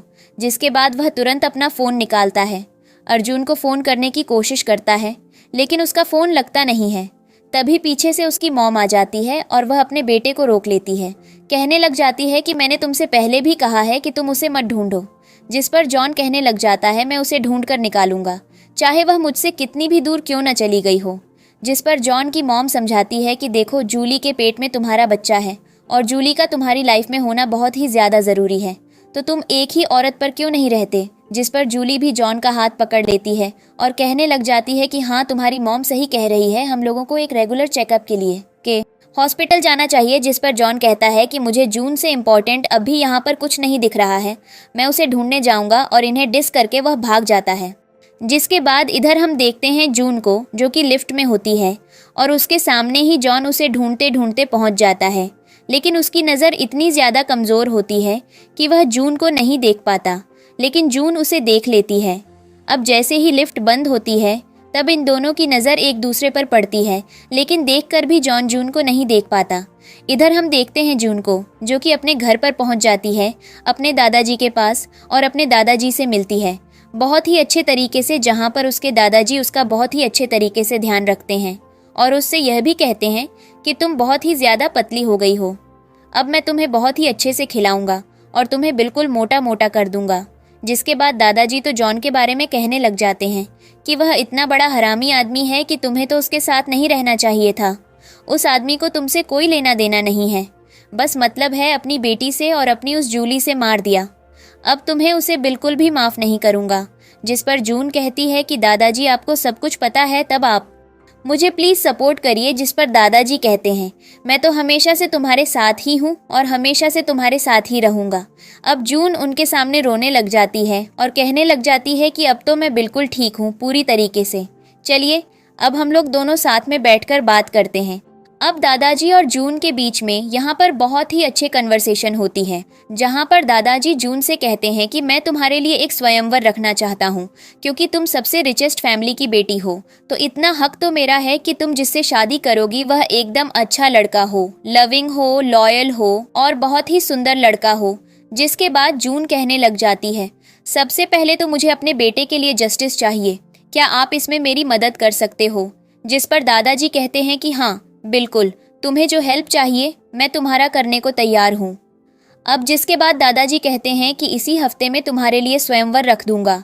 जिस पर जून कहती है कि आपको ऐसा नहीं करना चाहिए, ये बहुत ही ज़्यादा गलत बात है, लेकिन दादाजी तो दादाजी थे। जून कहती भी है कि ऐसा मत करो, लेकिन दादाजी कहते हैं कि प्लीज़ एक बार मेरा सुन लो, हमेशा से मैंने तुम्हारी ही बात सुनी, अगर एक बार तुम मेरी बात को सुन लोगे तो तुम ही फ़ायदे में रहोगी। जिसके बाद हम देखते हैं जून कहती है दादाजी से कि अब जॉन उसके दिल में कुछ भी नहीं रहा, इसलिए वह उससे बहुत बड़ा बदला लेना चाहती है। तभी दादाजी जून को एक लॉयर का नंबर देते हैं और कहते हैं कि तुम इससे मिल सकती हो, ये बहुत ही अच्छा आदमी है और उसको हर एक चीज़ पता है कि कैसे किस केस को हैंडल करना चाहिए। जिसके बाद जून उस लॉयर का नाम पढ़ती है तो उसको लगता है कि उसने इस लड़के के बारे में कहीं तो सुना है, लेकिन फिर वह उस बात को इग्नोर कर देती है और चली जाती है लॉयर को फ़ोन करने के लिए। अब लॉयर तो उसे बुला लेता है एक कैफ़े में मिलने के लिए। अब इधर हम जॉन को देखते हैं जो कि अपने घर में पागल हो रहा होता है, क्योंकि उसकी सारी अच्छी चीज़ें और जून के दिए हुए सारे गिफ्ट उसके घर पर नहीं होते। जून सब कुछ फेंक कर चली जाती है। वह जून को बहुत ही ज़्यादा मैसेज करता है कि वाइफ मैं तुम्हें मिस कर रहा हूँ, लेकिन जब उसे पता चलता है कि जून ने उसे ब्लॉक कर दिया तब वह और भी पागलों की तरह उसे ढूंढने के लिए निकल रहा होता है। तभी रास्ते में दोबारा जॉन की मॉम उसे रोक लेती है, कहने लग जाती है कि हो सकता है कि जून तुम्हारे ऊपर नखरे दे रही हो और तुम उसके नखरे को झेल रहे हो। जिस पर जॉन कहता है कि उसने मुझे ब्लॉक कर दिया और 10 साल में ऐसा कभी भी नहीं हुआ है कि किसी औरत ने मुझे ब्लॉक कर दिया हो सकता है कि वह नॉर्थ सिटी कैफ़े में हो, जो कि उसकी सबसे फेवरेट प्लेस थी। मैं वहीं पर उसे ढूंढने के लिए जा रहा हूँ और अपनी मॉम को भी साइड में धकेल कर वह चला जाता है। इधर हम देखते हैं जून को, जो कि लॉयर से मिलने के लिए पहुंच जाती है एक कैफ़े में। और वह लॉयर बहुत ही ज़्यादा खूबसूरत होता है और उसका नाम जैक होता है। ये हमारे ड्रामा का सेकंड मेल लीड होता है। अब हम देखते हैं जैक जून के लिए एक कॉफ़ी ऑर्डर कर देता है और उससे फिर केस के बारे में डिस्कस करने लग जाता है, जिसके बाद इन दोनों के बीच में बातें होने लग जाती हैं। और फिर जून जैक से कहती है कि मैं शायद तुमसे पहले कभी मिली हुई हूँ, जिस पर जैक कहता है कि हाँ, स्कूल के टाइम पर मैं बहुत अच्छा वायलिन बजाता था और तुम मुझे सुनने के लिए आया करती थी और मेरा तुम्हारे ऊपर क्रश था। ये फ्लैशबैक हमें दिखाया जाता है। अब जिसके बाद हम देखते हैं जून को, जब सारी चीज़ें याद आ जाती हैं कि जैक उसका सीनियर होता है, जिसके बाद इन दोनों के बीच में अच्छी खासी बातचीत होती है। जून कहती है कि मेरा तो पूरा ड्रॉअर लव लेटर से भर गया था, एक मोमेंट पर इतने सारे लव लेटर तुम मुझे लिखते क्यों थे। अब जिसके बाद हम देखते हैं यह फाइनली आ जाते हैं मुद्दे की बात पर, जो कि ये होती है कि जूली से बदला लेना है। अब तभी हम देखते हैं वहाँ पर जॉन की गाड़ी आ जाती है और वह उसी कैफ़े के बाहर आ जाता है जून को ढूंढने के लिए। वह क्योटो की सारी कैफ़े छान चुका था और यह आखिरी कैफ़े था जहाँ पर उसे जून मिल सकती थी। तभी हम देखते हैं जून उठती है और वॉशरूम के लिए चली जाती है और जॉन जैसे ही कैफ़े के अंदर आता है वह देखता है अपने सीनियर को, लेकिन उसे देखकर वह कोई भी भाव नहीं देता। और फिर जब जून से नहीं मिलती तो वह बाहर चला जाता है। जैसे ही जून वॉशरूम से बाहर आती है वह जॉन को आसपास देखती है, पूछते हुए कि कहीं किसी ने जून को तो नहीं देखा। तब वह अपने मन में बस यही सोचती है कि तुम तो मुझे ज़िंदगी भर ढूंढोगे, मैं तुम्हें फिर भी नहीं मिलूंगी।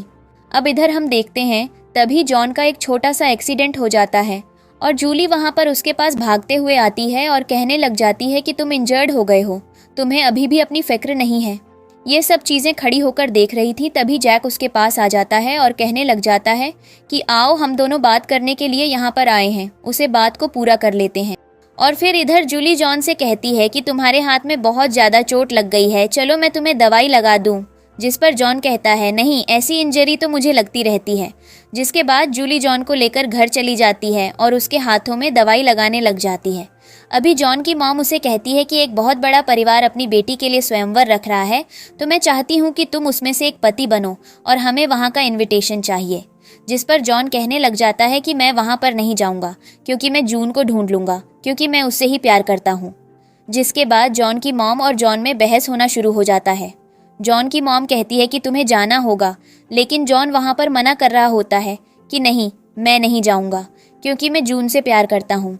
जिसके बाद हम देखते हैं जॉन की मॉम उसे फोर्स करती है कि नहीं, तुम तो मेरे साथ चल ही रहे हो। जिस पर जॉन अपनी मॉम पर चिल्ला देता है और कहने लग जाता है कि आपको समझ नहीं आ रहा, मुझे नहीं जाना मतलब नहीं जाना। और ये कहकर फिर हम देखते हैं सीन शिफ्ट हो जाता है, जहाँ पर इधर दादाजी अपनी पोती के लिए जो स्वयंवर रच रहे थे, उसमें क्योटो के सबसे बेस्ट लड़के उसके लिए उससे शादी करने के लिए आ रहे थे, जिनका कैरेक्टर बहुत ही ज़्यादा अच्छा था और दादाजी ने उन पर पर्सनली रिसर्च कर रखी थी। जिसके बाद दादाजी कहते हैं कि तुम्हारा एक्स पति भी इसमें पार्टिसिपेट करना चाहता है, तुम्हें क्या लगता है मैं उसे इनविटेशन दूं या नहीं। जिस पर जून कहती है कि उसका ऑलरेडी एक बच्चा और एक वाइफ है, तो फिर वह क्यों आना चाहता है। तभी हम देखते हैं वहाँ पर एंट्री हो जाती है दादाजी के असिस्टेंट की, जो बताते हैं कि जॉन की मॉम और जॉन यहाँ पर आए हुए हैं। तभी हम देखते हैं दादाजी जून से पूछते हैं कि क्या तुम सच में चाहती हो कि जॉन इस चीज़ में पार्टिसिपेट करे। जिस पर जून कहती है कि मैं उसे देखना भी नहीं चाहती। जिस पर दादाजी अपने असिस्टेंट से कहते हैं कि उसे लात मारकर गेट से ही भगा दो। जिसके बाद जून कहती है कि मैं यह ज़रूर देखना चाहती हूँ कि वह जूली को डिवोर्स दे रहा है। जिस पर दादाजी कहते हैं तब तो उसे अंदर आने दो, और फिर जून को वह भेज देते हैं आराम करने के लिए। अब तभी अंदर जॉन अपनी मॉम के साथ आ जाता है और फिर जॉन की मॉम दादाजी से कहना शुरू कर देती है कि मैं तो बेशर्म होकर आपसे इनविटेशन मांगने के लिए आई थी। जिस पर दादाजी कहते हैं कि तुम्हारा लड़का तो शादीशुदा है, फिर वह कैसे स्वयंवर में पार्टिसिपेट कर सकता है। जिस पर जॉन कहने लग जाता है कि मुझे तो पार्टिसिपेट करना भी नहीं है, और फिर अपनी मॉम का हाथ छोड़कर कहता है कि मुझे करने के लिए बहुत सारे और काम हैं, इसलिए मैं यहाँ से जा रहा हूँ। जाते जाते उसकी नज़र सोफे पर पड़ती है जहाँ पर जून के कुछ कपड़े रखे थे। तभी एक असिस्टेंट वहाँ पर आती है और उन कपड़ों को उठाकर वहाँ से दादाजी की नज़रों के आगे चली जाती है। तभी जॉन देखते रह जाता है और फिर जॉन की मॉम उसे समझाती है कि देखो, इतने बड़े घर की बेटी कितनी बड़ी हो गई, अगर तुम शादी कर लोगे तो तुम्हारे लिए कितना अच्छा होगा। जिस पर जॉन कहता है कि नहीं, मैं जून से प्यार करता हूँ और मैं सिर्फ उसी के पास रहूंगा। यह कहकर वहाँ से चला जाता है। इधर हम देखते हैं जॉन जाकर अपने असिस्टेंट के पास बैठ जाता है और उससे पूछने लग जाता है कि तुम मेरे लिए जून को ढूंढ लो, चाहे इसके लिए मुझे तुम्हें जितने भी पैसे देने हो, तुम जून को ढूंढ लो। जिसके बाद हम देखते हैं जॉन का असिस्टेंट उसे बताता है कि मैंने आपकी बचाने वाली के ऊपर कुछ सबूत ढूंढ निकाले हैं, जिस पर सीन शिफ्ट हो जाता है। इधर हम देखते हैं जॉन की मॉम जूली के सामने डिवोर्स का एग्रीमेंट रख लेती है और उसे कहती है कि मेरा बेटा स्वयंवर में जाएगा और उसके लिए उसे सिंगल होना पड़ेगा, इसलिए तुम मुझसे तुरंत डिवोर्स दे दो और उसकी मदद करो। जिस पर जूली कहने लग जाती है कि मैं आपको प्रॉमिस नहीं कर सकती, मैं उसके बच्चे के साथ प्रेग्नेंट हूँ। जब तक हम तुम्हें अच्छे से बिल्कुल भी ट्रीट नहीं करेंगे। जूली के मना करने पर जॉन की मॉम उसका हाथ ज़बरदस्ती पकड़ लेती है और फिर डिवोर्स एग्रीमेंट पर साइन करवाने लग जाती है। तभी वहाँ पर जॉन आ जाता है। इन दोनों की छीना झपट्टी में वह ज़ोर से चिल्लाकर इन्हें रोकने के लिए कहता है और जूली पहुँच जाती है जॉन के पास और उसका हाथ पकड़ लेती है। तब सिंड्रेला जॉन से कहने लग जाती है कि पापा प्लीज़ मॉम को मना करो कि वह आपको डिवोर्स ना दे। जिसके बाद जूली भी रोने लग जाती है और कहने लग जाती है कि देखो तुम्हारी मॉम मेरे साथ बिल्कुल भी अच्छा व्यवहार नहीं कर रही है। जिस पर जॉन अपनी मॉम से कहता है कि आप मेरे लिए परेशानी खड़ी करना बंद करें, मुझे कोई भी स्वयंवर में नहीं जाना। जिसके बाद जॉन की मॉम उससे कहती है कि यह तुम्हारे ऊपर बिल्कुल भी नहीं है, मुझे वहाँ से इन्विटेशन लेटर आ गया है कनेक्शन के थ्रू, इसलिए तुम तो जाओगे ही, और वैसे भी वह क्योटो की सबसे अमीर बेटी है तो तुम्हें तो चलना ही होगा। जिसके बाद जॉन जूली के आंसू पोंछता है और इधर जूली अपने मन में बस यही सोच रही होती है कि एक जाति नहीं है दूसरी आ जाती है और फिर रोने लग जाती है।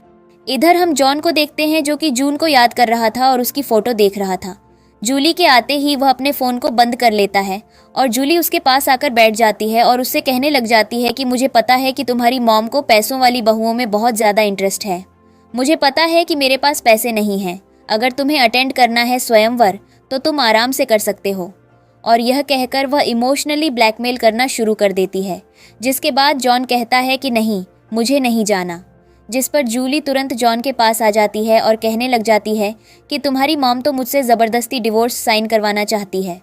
और फिर जूली इधर अपने मन में सोच रही होती है कि जून को तो पता ही है कि तुम उसे चीट कर रहे हो और उसने अपने बच्चे को खोया है, तो हो सकता है कि वह अकेले रहने से डर रही हो, इसलिए उसने ऐसा स्वयंवर रचा है। अब जिसके बाद जूली जॉन से चिपकने लग जाती है और फिर उससे कहती है कि मैं जा रही हूँ अपने बेटे के पास, उसे बताने कि उसके मॉम डैड डिवोर्स नहीं ले रहे। वह बहुत ज़्यादा डर गई थी इस चीज़ से। अब जूली वहाँ से चली जाती है और इधर जॉन अकेला रह जाता है। वह दोबारा फ़ोन करता है जून को, लेकिन उसका फ़ोन तो लग नहीं रहा था। जिसके बाद हम देखते हैं जॉन जून को यहाँ पर बहुत ही ज़्यादा मिस कर रहा था। और फिर तभी वह उसके दिमाग में आता है कि वह अपने सीसीटीवी को चेक कर सकता है। तब वह अपना लैपटॉप खोलता है और जैसे ही देखता है उसमें तो कोई भी फ़ोटो नहीं होते। तभी उसे एक फ्लैशबैक याद आता है कि कैसे जून के कहने पर उसने घर में सीसीटीवी तो लगवाया था, लेकिन जून ने जैसे ही उसे सेटअप करने के लिए फ़ोन किया था तब उसने सेटअप नहीं किया था और वहाँ पर वह जूली के साथ रंगरलियाएँ मना रहा था। उसे इस बात का बहुत ज़्यादा दुख होता है और फिर वह फ़ोन को लेकर अपने घर में घूमना शुरू कर देता है। तभी उसकी मॉम उसके पास आ जाती है और कहने लग जाती है कि तुम रात भर से सोए नहीं हो, तुम रो रहे हो, क्या तुम पागल हो गए हो। जिस पर जॉन अपनी मॉम से कहता है कि मैं जून को बहुत ज़्यादा मिस कर रहा हूँ। तभी जॉन की मॉम उससे कहती है कि मेरे पास एक तरीका है, तुम जून को मिल सकते हो। तुम एक बार मेरे साथ स्वयंवर में चलो, क्या पता तुम्हें खोने के डर से जून तुम्हारे पीछे पीछे आ जाए। उसे रिग्रेट होगा कि उसने किसको खो दिया। अब जॉन को यह आइडिया बहुत ही ज़्यादा अच्छा लगता है और फिर इधर हमें दिखाया जाता है स्वयंवर का दिन, जहां पर जून तैयार हो रही थी, लेकिन उसको पीछे मिरर में रिफ्लेक्शन आ रहे थे जॉन और जूली के, जो कि एक दूसरे के साथ मेकआउट कर रहे थे। और यह चीज़ हमारी जून से बर्दाश्त नहीं हो रही थी, वह रोने लग जाती है। तभी जैक उसके पास आ जाता है और कहने लग जाता है कि अब जब जॉन का परिवार आ गया है तो उन्हें सरप्राइज़ देने का मौका तो बहुत ही ज़्यादा अच्छा है। जिसके बाद हम देखते हैं जूली भी उसी पार्टी में होती है और फिर जॉन की मॉम कहती है जूली से कि तुम्हें सेक्रेटरी होने का रोल बहुत ही अच्छे तरीके से निभाना होगा। अब इधर हम देखते हैं जॉन का असिस्टेंट उसके पास आ जाता है और उससे कहने लग जाता है कि जून के बारे में तो उसे कुछ भी पता नहीं चला। जिस पर जॉन अपने असिस्टेंट को गुस्सा भी करता है और कहने लग जाता है कि मुझे तो अपनी वाइफ को सब कुछ समझाना होगा, और वह स्वयंवर छोड़कर जाने लग जाता है। जिस पर जॉन की माम दोबारा उसे रास्ते में रोक लेती है और कहने लग जाती है कि तुम यहाँ पर भी सजाने के लिए तो नहीं आए हो, तो तुम्हें यहाँ पर रुकना होगा। हम लोग बहुत बड़ी मुसीबत में हैं और इस मुसीबत से हमें सिर्फ ये स्वयंवर ही निकाल सकता है। जिसके बाद हम देखते हैं जॉन के फ़ोन में जूली और उसके मेकआउट की वीडियो आती है और वहाँ पर जितने लोग थे उन सब के फ़ोन में वह वीडियो चली जाती है। सब लोग जूली और जॉन को गलत समझने लग जाते हैं और फिर जब सच्चाई सबके सामने आ जाती है तो सब लोग बातें बनाना भी शुरू कर देते हैं कि ये तो यहाँ पर स्वयंवर के लिए आया था, तो फिर इस वीडियो को सबके फ़ोन में किसने भेजा। अब जिसके बाद जूली अपनी सफाइयाँ देना शुरू कर देती है और तभी वहाँ पर जॉन के कुछ लोग आ जाते हैं, जिनको जॉन कहता है कि पता लगाओ आखिर ये हरकत मेरे साथ किसने की है। जिस पर वह दोनों आदमी भी कहने लग जाते हैं कि किसी ने सर्वेलेंस के साथ भी छेड़छाड़ नहीं की, जो हम पता लगा पाए कि आखिर यह हालत किसने की है। जिस पर जॉन सोचने लग जाता है कि कहीं जून को पता तो नहीं चल गया कि उसने सच में जून को धोखा दिया था। और फिर तभी जॉन की मॉम कहने लग जाती है कि हो सकता है कि जून बहुत ही ज़्यादा बेकार औरत है और वह अगर बच्चे पैदा नहीं कर सकती तो वह तुमसे रिवेंज ले रही हो, तुम दूसरी औरत को ढूंढने आए हो, यह बात उससे बर्दाश्त नहीं हुई हो, इसलिए उसने तुम्हारे साथ ऐसा किया है। अब जिसके बाद वहाँ पर एंट्री हो जाती है जून की अपने दादाजी के साथ और उन लोगों को तो जॉन का परिवार देखते ही रह जाता है, क्योंकि वह बड़ी बेटी और अमीर बेटी और कोई नहीं बल्कि जून ही होती है। जिसके बाद जॉन तो जून को देखकर खुश हो जाता है और सोचने लग जाता है कि फाइनली उसे उसका प्यार मिल गया है, लेकिन जो उसके मुंह पर उसे जवाब दे देती है कि तुम्हारे जैसे फालतू शक्ल के लोगों पर मैं तो मरती भी नहीं हूँ। तभी जॉन दोबारा एक्सप्लेनेशन देने लग जाता है कि ये तो सब एक मिसअंडरस्टैंडिंग है, ऐसा कुछ भी नहीं है। जिस पर जून कहने लग जाती है कि तुम्हारी वाइफ कौन है, मुझसे तो तुम्हारा कोई भी लेना देना नहीं है। तभी जॉन की मॉम कहने लग जाती है कि जून प्लीज़ मेरे बेटे के साथ शादी कर लो और जो भी प्रॉब्लम तुमने पहले फेस की है उस चीज़ को मैं मिटा दूंगी और मेरा बेटा तुम्हारे साथ हमेशा रहेगा। तभी जून के दादाजी भी बीच में कहने लग जाते हैं कि तुम लोगों को क्या यह सब मजाक लग रहा है? क्या तुम लोगों को यह लगता है कि यह जो वीडियो मैंने तुम लोगों के फ़ोन पर भेजी है ये फेक वीडियो है? बिल्कुल भी नहीं, ये वीडियो एकदम सच है। और फिर जॉन ने जून को पीठ पीछे धोखा दिया है, इसलिए अब मैं अपनी बेटी के लिए ऐसा लड़का ढूंढ कर लाऊंगा जो उसके पैरों को भी चूम लेगा। जिसके बाद वहाँ पर खड़े लोग भी बातें बनाना शुरू कर देते हैं। हाँ, जिसको ऐसा कैटेगरी बनाकर लोग पार्टी में लाते हैं उसी के साथ में मरने लग जाते हैं। आखिर जूली कितनी गिरी हुई और नीच औरत है जो मन ही मन बहुत ही ज़्यादा खुश थी और जूली का तो मुंह बन गया था। जॉन की मॉम जूली के पास जाती है और कहने लग जाती है कि तुम सबको एक्सप्लेन क्यों नहीं करती कि यह सब कुछ गलत है और तुम ही ने मेरे बेटे को फंसाया और मेरा बेटा बस तुम्हारे जाल में फंस गया।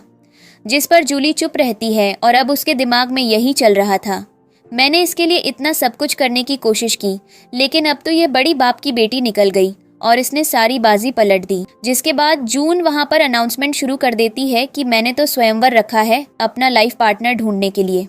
और दादाजी इस चीज़ को जारी रखते हैं कि यहाँ मौजूद हर एक आदमी सिंगल है और मेरी बेटी के साथ अपनी लाइफ गुजारना चाहता है।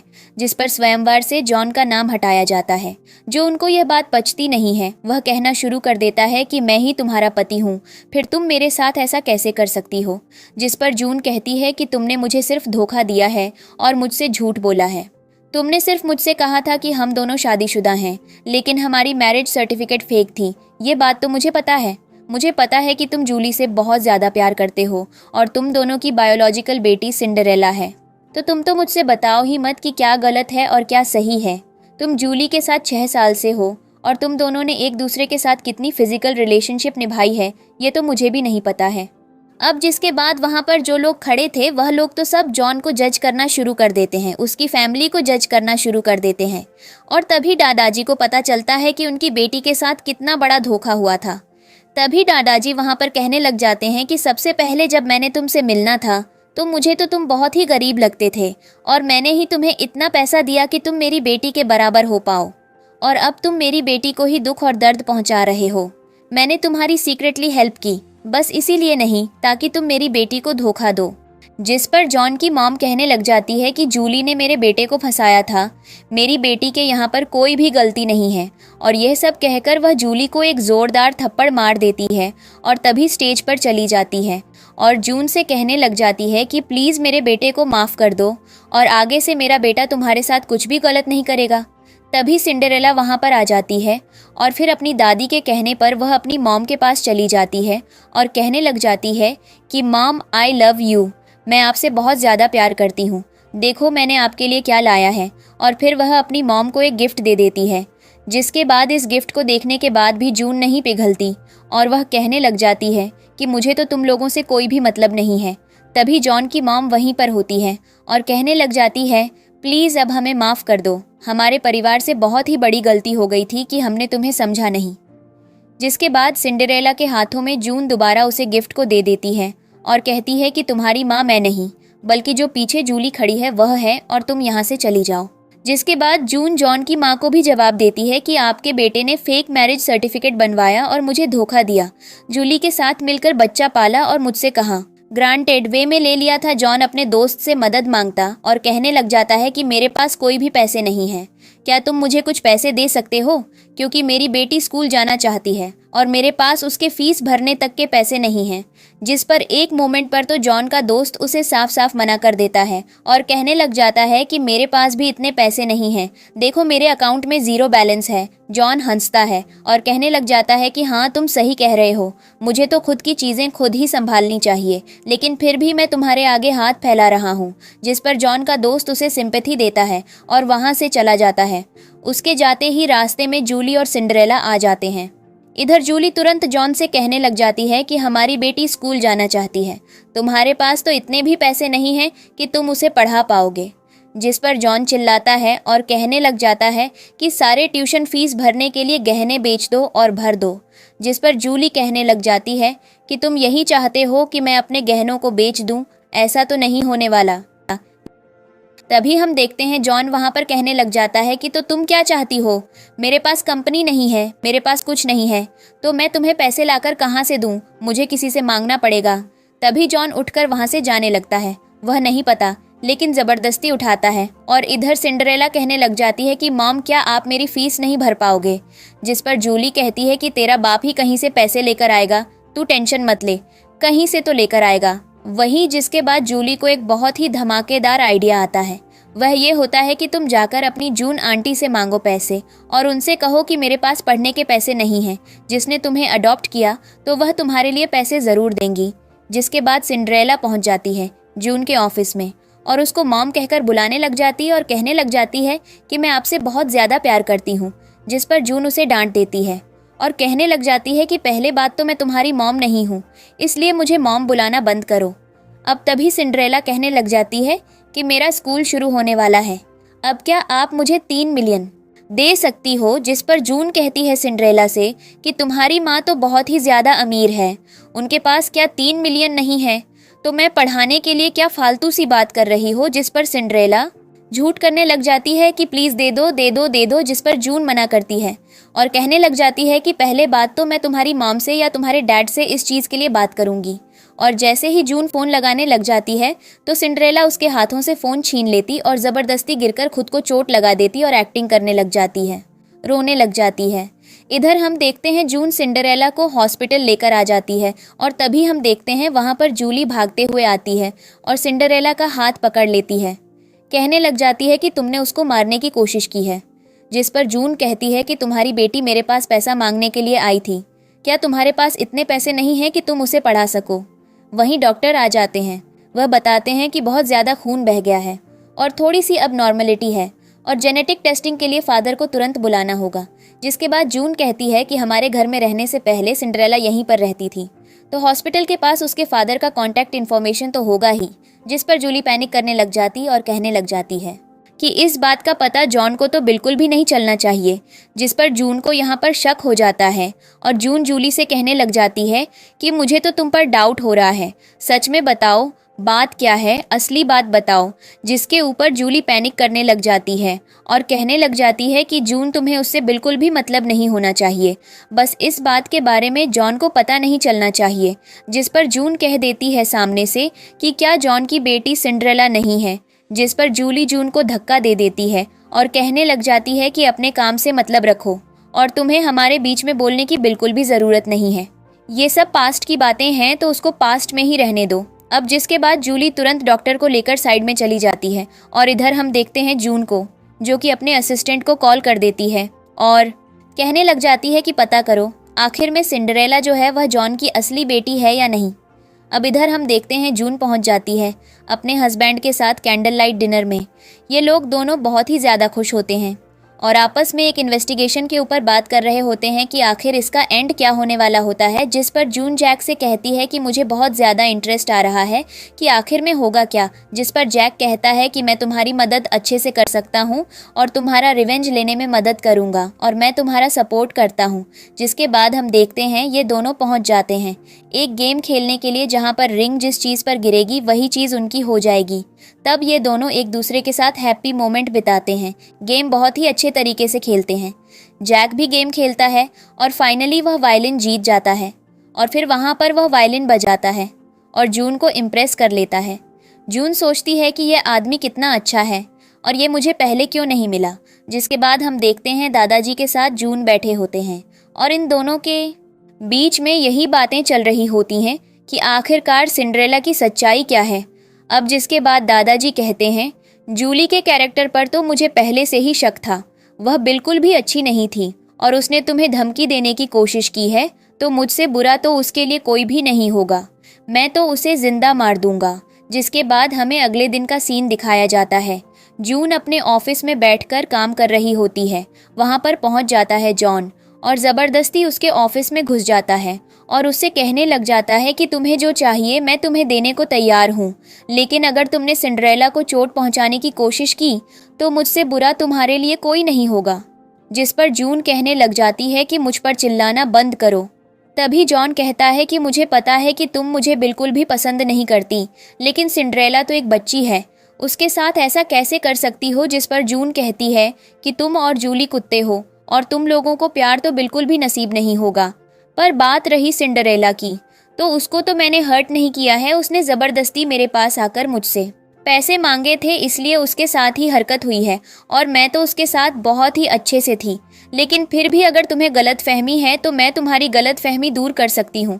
जिस पर जॉन कहने लग जाता है कि मुझे तो मेरी बेटी पर भरोसा है, वह मुझसे झूठ नहीं बोलेगी और वह जून का हाथ पकड़ लेता है।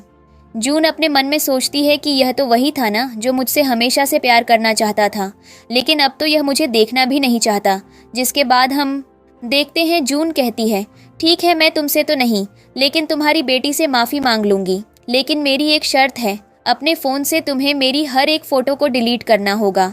इस चीज़ के लिए जॉन मान जाता है और अपनी बेटी और जूली को अंदर लेकर आ जाता है और उनके साथ साथ मीडिया वाले भी होते हैं।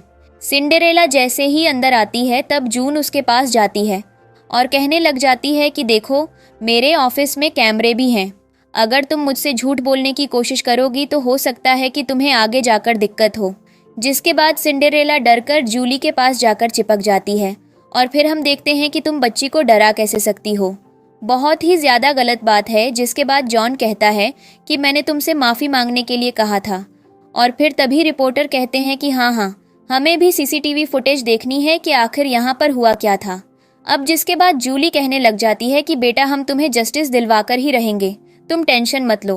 तभी हम देखते हैं जून वहाँ पर अपनी असिस्टेंट को बुलाती है और कहने लग जाती है कि फटाफट से सीसीटीवी फुटेज लेकर आओ, अब हमें सबको सच्चाई दिखानी होगी।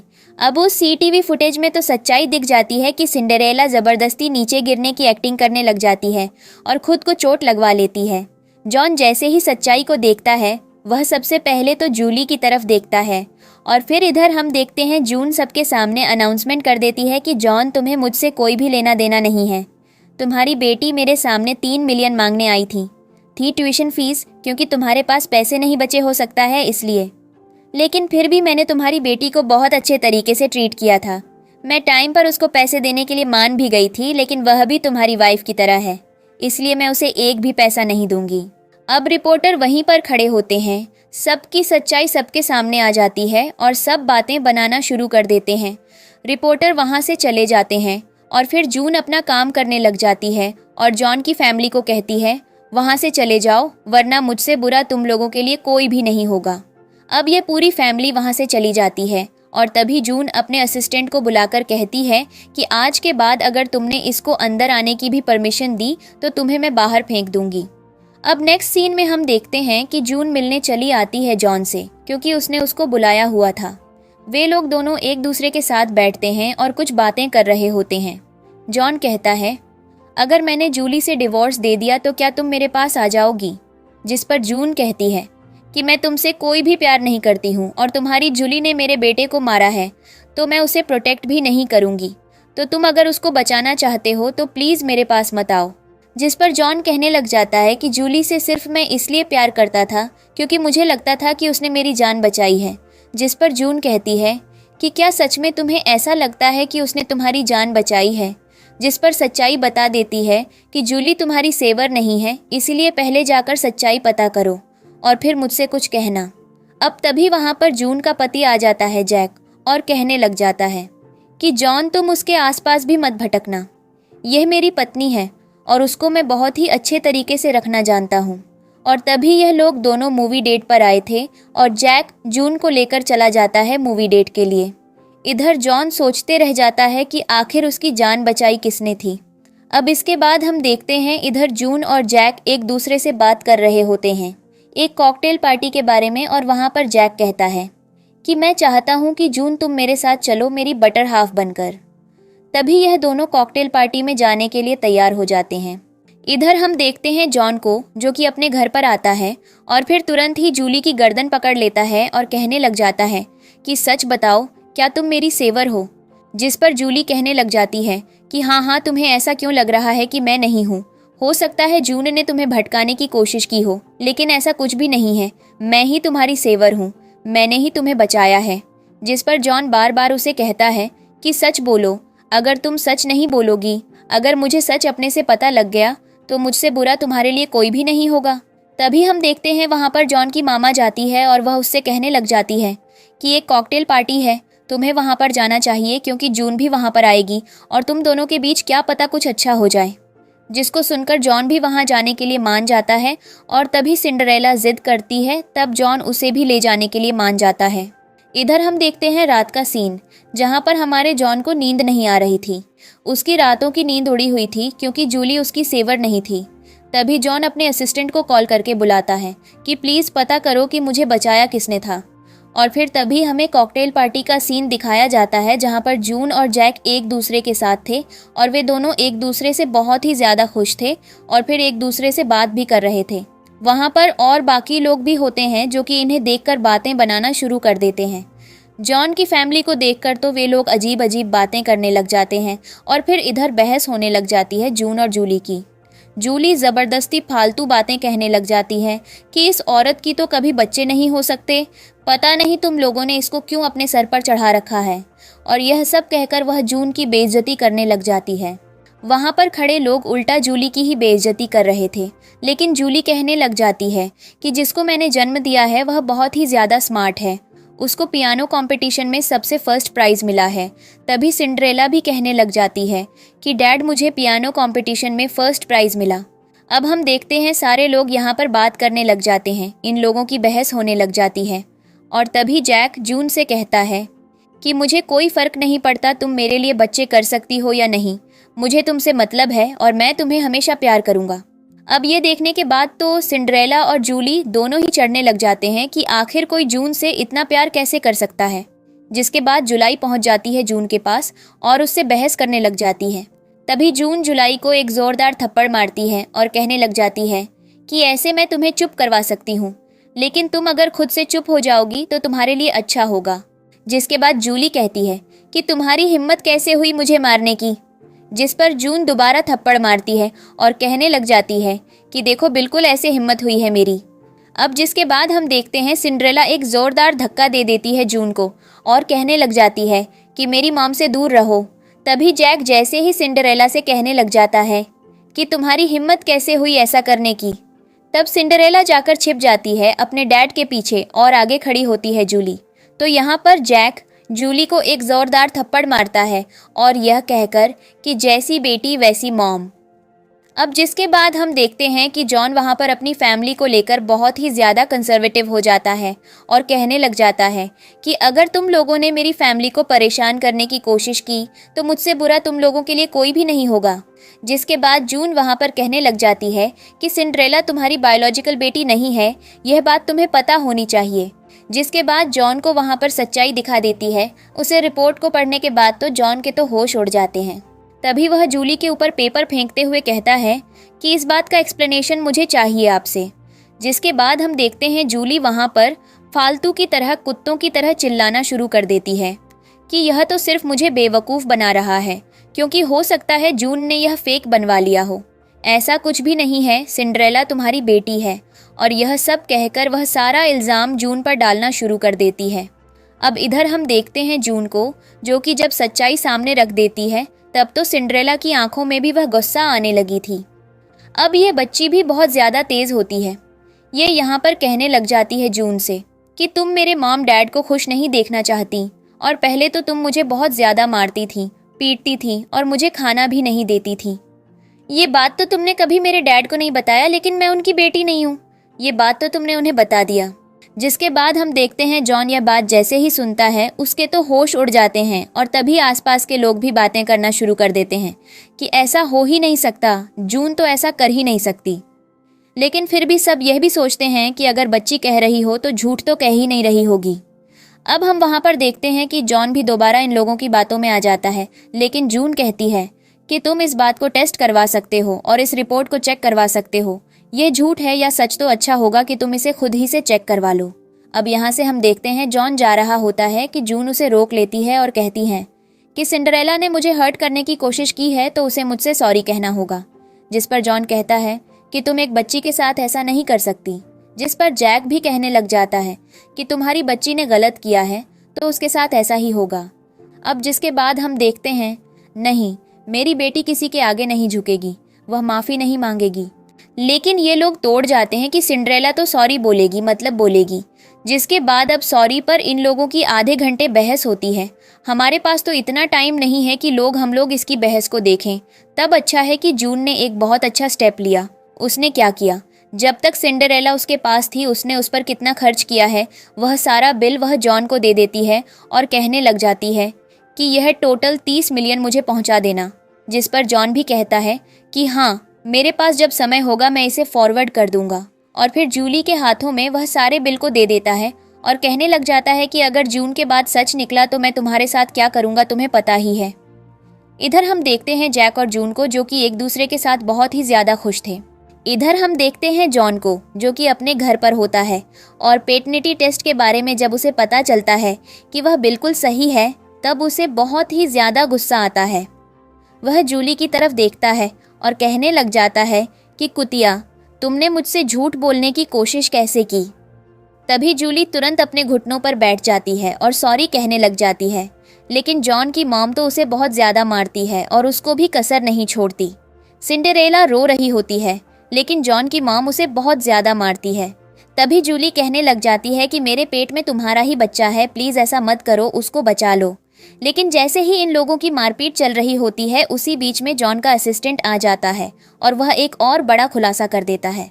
ये खुलासा जॉन के लिए बहुत ही बड़ा सा था, क्योंकि उसकी लाइफ सेवर नहीं थी। यह बात जूली को पता थी, लेकिन उसने जॉन से झूठ बोला था।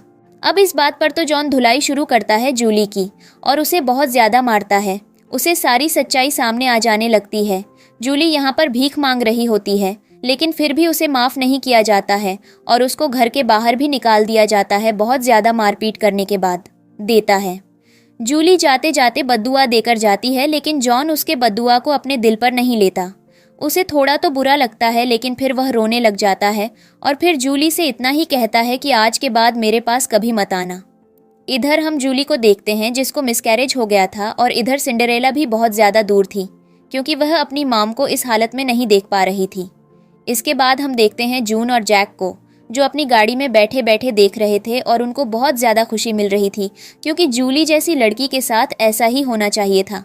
इसके बाद हम देखते हैं जून, जो फाइनली रिवेंज लेने की सोचती है और कहने लग जाती है कि अब तो मेरा गुस्सा शांत हो गया, अब हमें इन दोनों की मदद कर देनी चाहिए। तभी जैक कहता है, तुम सही कह रही हो, सब बुरी चीज़ों को भुलाकर अब हम दोनों एक दूसरे के साथ शादी कर सकते हैं और इन दोनों की अगर मदद हो पाएगी तो भी कर देंगे। इसके बाद वहाँ पर एम्बुलेंस बुला दी जाती है और इधर जूली को हॉस्पिटल में एडमिट करवा दिया जाता है। तभी सिंड्रेला हॉस्पिटल रूम के बाहर बैठकर रो रही थी। एक आदमी उसके पास आता है और कहने लग जाता है कि मैं तुम्हारा बायोलॉजिकल डैड हूँ।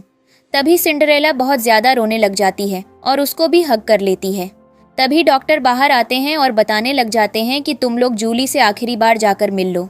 अब जैसे ही यह लोग जूली के पास जाते हैं, जूली अपने आखिरी हालत में होती है। वह यही कह रही होती है कि मुझसे बहुत बड़ी गलती हो गई, लेकिन तुम प्लीज़ मेरी बेटी को अच्छे से पालना, उसके साथ कुछ भी गलत मत होने देना और उसका ध्यान अच्छे से रखना। सिंड्रेला बहुत ज़्यादा रो रही थी। इसके बाद हम देखते हैं जून, जो अपने घर पर होती है और वह एंजॉय कर रही होती है। तभी पीछे से एक आदमी आता है और उसे किडनैप कर लेता है और फिर लेकर एक ऐसी जगह पर बंद कर देता है जहां पर जॉन और वह दोनों होते हैं। और जो आदमी किडनैप करता है वह कोई और नहीं बल्कि सिंड्रेला का बायोलॉजिकल डैड होता है। वह सिर्फ इन दोनों को इसलिए अपने पास रख रहा था क्योंकि वह इन दोनों से रिवेंज लेना चाहता था। तभी वह जैसे ही जून को मारने के लिए जाता है, तब जॉन दया दिखाना शुरू कर देता है कि नहीं नहीं, उसको मत छुओ, उसने कुछ भी नहीं किया, तुम मुझे मार सकते हो, प्लीज़ उसको छोड़ दो। जिस पर वह आदमी तो सन की पागल लग रहा था, वह तो दोनों को ही मारना चाहता था। जो उनके बहुत ज़्यादा कहने पर वह जून को छोड़ देता है। फिर तभी हमारा जैक का हाथ खुल जाता है और फिर वह उसको दूर फेंक देता है और फिर चेयर से बहुत ज़्यादा मारना शुरू कर देता है। इसके बाद हम देखते हैं वह जून के हाथों को भी खोल देता है और वहाँ से भागने के लिए कहता है। तभी यह सनकी आदमी जॉन को चाकू मार देता है और उसको पकड़ लेता है। तभी जून पीछे से आती है और इसको चेयर और डंडे से मारकर दूर फेंक देती है। तभी जून उसको ज्ञान देने लग जाती है कि तुम्हें अपनी बेटी के लिए जीना चाहिए, तो उसके लिए ऐसा क्यों कर रहे हो। जिसके बाद वह आदमी बताता है कि मेरी बेटी रास्ते में दौड़ रही थी और अचानक से एक गाड़ी उसके ऊपर चढ़ गई और वह मर गई। न मेरे पास मेरी बीवी बची है, न मेरे पास मेरी बेटी बची है, तो मैं किसके लिए जीऊँ। इसलिए मैं तुम लोगों से बदला लूँगा और तुम लोगों को भी जिंदा नहीं रहने दूंगा। इसके बाद जॉन की हालत यहाँ पर बहुत ज़्यादा ख़राब हो रही थी और तभी वह आदमी चाकू उठाकर जून की तरफ भागता है और उसको मारने के लिए पहुँच जाता है। तभी जॉन उसके पैरों को पकड़कर रोक लेता है और फिर जून को भागने के लिए कहता है, लेकिन हमारी जून भाग नहीं रही थी। अब हम तभी देखते हैं उस आदमी के पास बम का बटन भी होता है। वह जैसे ही उस बटन को प्रेस करता है कि जैक वहाँ पर पुलिस को लेकर आ जाता है और उस आदमी के हाथों में गोली मार देता है। जैक जून को बचा लेता है, उसको हग करता है और पूछता है कि क्या तुम ठीक तो हो। इसके बाद हम देखते हैं जॉन, जो वहीं ज़मीन पर ही होता है और कहने लग जाता है कि तुमने मेरे लिए इतना कुछ किया है, थैंक यू उसके लिए, लेकिन प्लीज़ मुझे माफ़ कर दो। जिस पर जून कहती है कि मैं तुम्हें माफ़ नहीं करूँगी, मैंने तुमसे प्यार किया था लेकिन अब मैं तुमसे बिल्कुल भी प्यार नहीं करती हूँ, इसलिए अच्छा होगा कि तुम मेरी लाइफ से चले जाओ। अब वह जैक के साथ वहाँ से चली जाती है। अब हमें अगले दिन हॉस्पिटल का सीन दिखाया जाता है जहाँ पर ये दोनों मिलने के लिए आए थे जैक से, और तभी उन्हें पता चलता है कि जॉन तो पैरालाइज हो गया है और उसकी मॉम उसके मेडिकल एक्सपेंसेस को भी उठा नहीं पा रही है। अब ये दोनों इस बातों को सुनते हैं तो इनके अंदर दया माया जगती है और ये दोनों उसकी भी मदद करने का सोच लेते हैं। ये दोनों आपस में एक दूसरे के साथ बहुत ज़्यादा खुश तो थे। अब हमें अगले दिन का सीन दिखाया जाता है जहाँ पर ये दोनों शादी कर लेते हैं और फिर मैरिज सर्टिफिकेट ले लेते हैं। अब जॉन इन्हें खुश देख रहा था और अंदर ही अंदर घुट रहा था कि जून कितनी अच्छी लड़की थी और अगर उसने जूली के साथ धोखा नहीं दिया होता तो शायद उसकी लाइफ आज बहुत ज़्यादा अच्छी होती। इसके बाद हम देखते हैं जैक और जून की शादी रिसेप्शन। यह लोग दोनों एक दूसरे को किस करते हैं और फिर एक दूसरे के साथ फर्स्ट नाइट भी सेलिब्रेट करते हैं। ये दोनों आपस में बहुत ही ज़्यादा खुश होते हैं। अब हमें हॉस्पिटल का सीन दिखाया जाता है जहाँ पर इन दोनों का एक बेबी भी हो जाता है। ये दोनों अपनी लाइफ को लेकर बहुत ही ज़्यादा खुश थे और फिर आखिर में अपनी बेबी के साथ एक दूसरे से प्यार करते हैं, एक दूसरे को सेलिब्रेट करते हैं और इसी के साथ ड्रामा यहाँ पर ख़त्म हो जाता है। आप लोगों को कैसा लगा कमेंट करके ज़रूर बताइएगा। वीडियो को लाइक और चैनल को सब्सक्राइब करना बिल्कुल भी मत भूलिएगा। Thank you for watching. Bye bye.